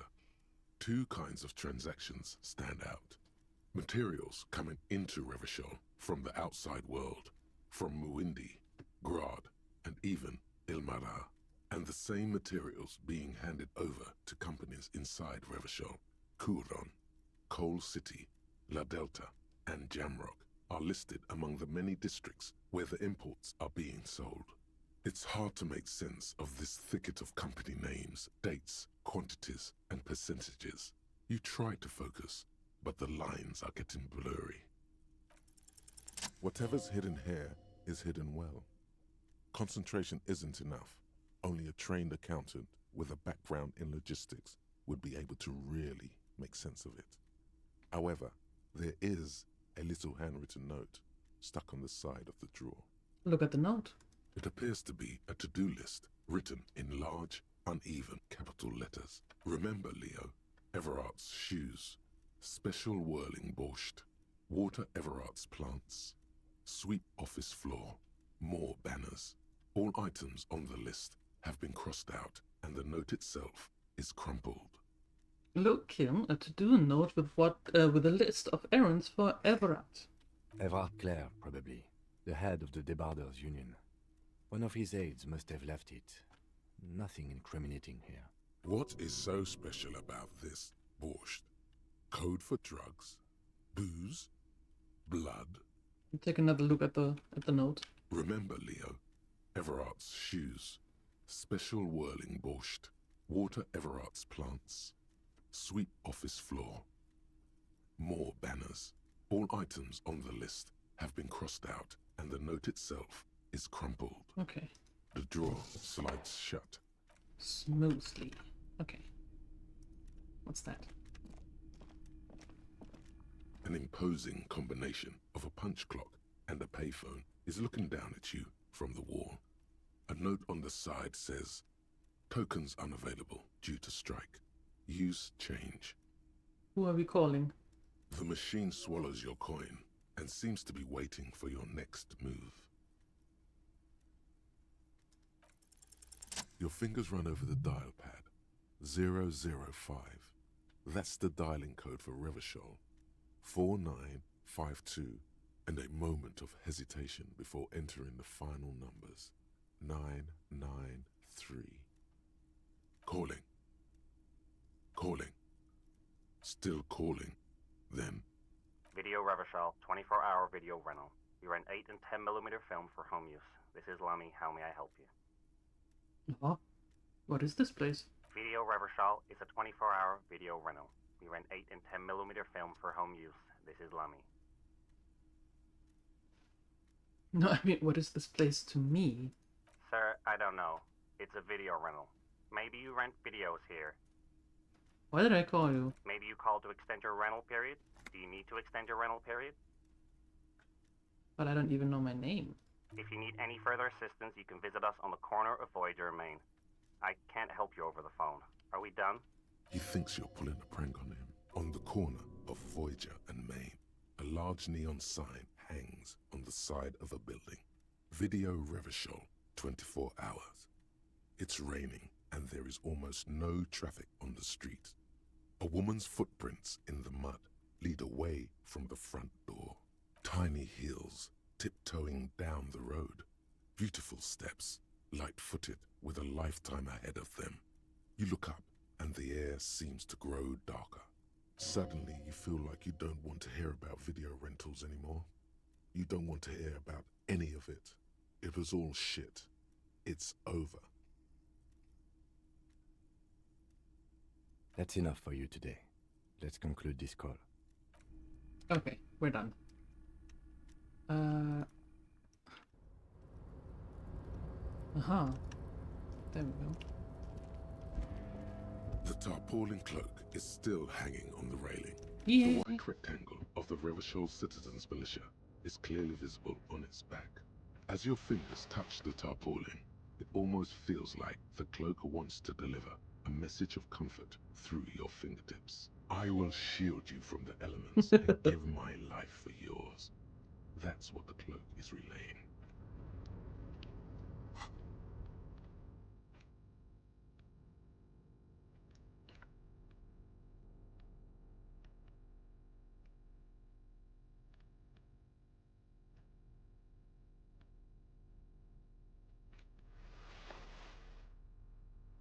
Perfect.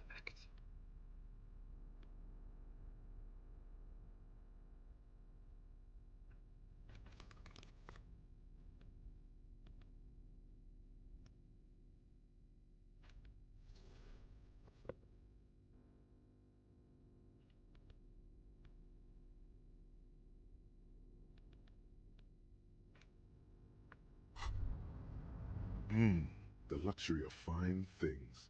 Just look at those black monk straps. After spending an entire day hustling, who's to say that you didn't deserve a pair of ridiculously expensive shoes on your tired feet?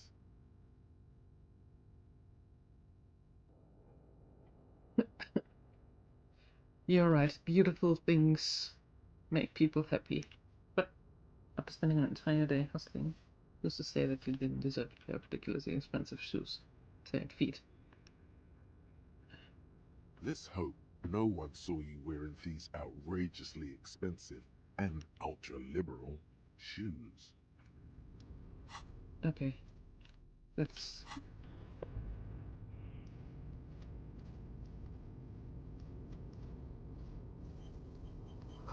Collecting rainwater. Okay.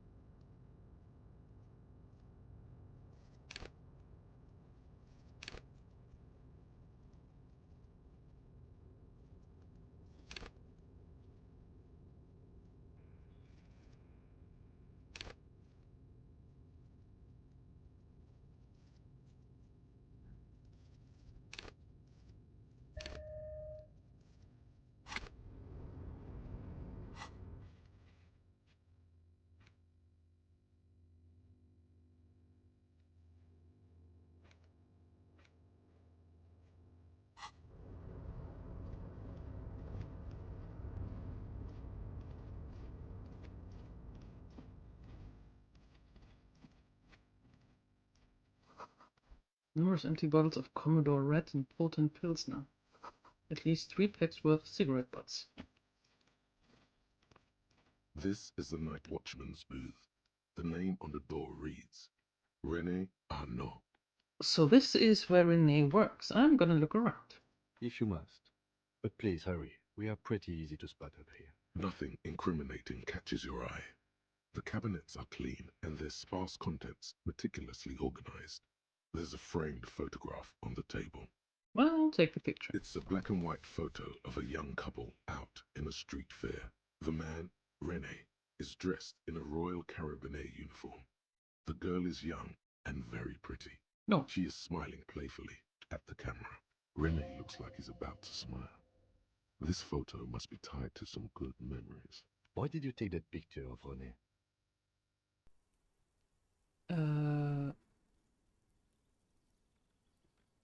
I'm a cop. It's instinctual to collect evidence. Fine. But let's move. I don't want to be seen snooping around here. Alright, alright.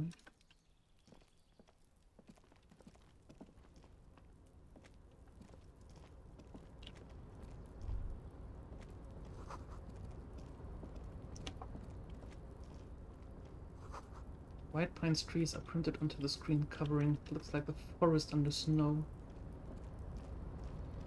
Oh, wait, what's this?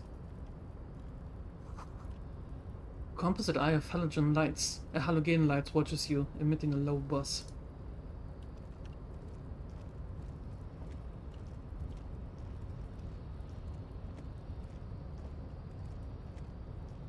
A rusting control panel with several knobs. 2 buttons marked Marche and Arrête are faded with use. It seems to control the large crane above. A container is attached to its hook block. Oh. With a loud grind, the crane shifts overhead, moving a massive metal container through the air.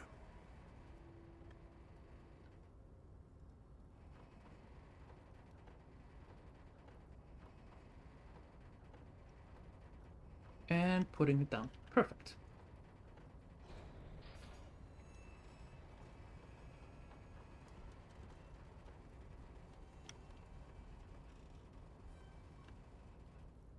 Okay. And with a surprisingly quiet thunk, the crane places the container down. This crane was built with a purpose, which has now been fulfilled. To move this container. Okay, understood. Let's get back to the panel. If only you knew. I am going to go there. I can't see how that was worth the records, except for seeing the crane in action, which I admit was satisfying. I just want to... The crane does not return to its original position. Okay. It does not move at all. That's what I wanted to do.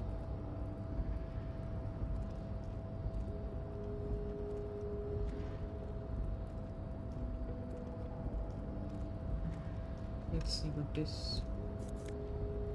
Some money. You see faded industrial lettering on the platform Qualsund.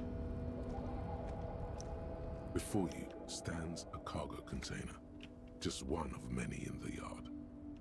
Lieutenant, I think there's something special about this container. Is this like your thing with that wall again? Maybe, I can't tell. I think we should investigate further. You do? Because I don't. Well, why not? There are 1 million containers here. Why are you fixating on this one? Maybe there's contraband in there? There may very well be, but we are not here to look for that. We are not here to interact with containers. We are here to get the body down from the tree. Open the door. You attempt to turn the handle, to no avail. The doors seem to be mechanically locked. To your left, the lieutenant considers your actions with some puzzlement. Knock on the door. No reply. Persuade the door to open. Okay. Why are you even trying to open a door with rhetoric? Because getting physical wasn't an option. Because what wasn't an option?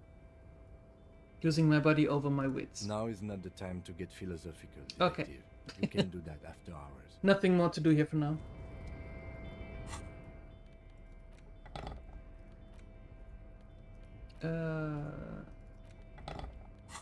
No, wait.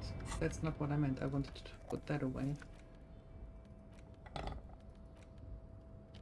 air. You're back before the cargo can... No.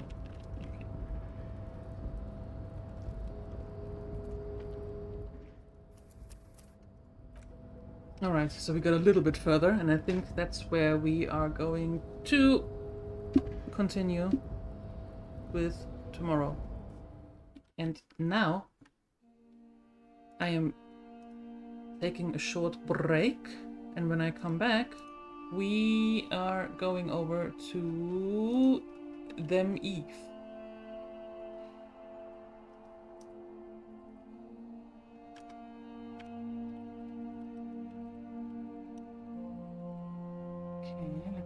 This.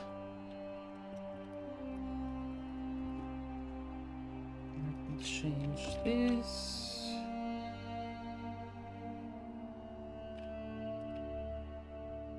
There we go. All right. Okay. I'll be right back.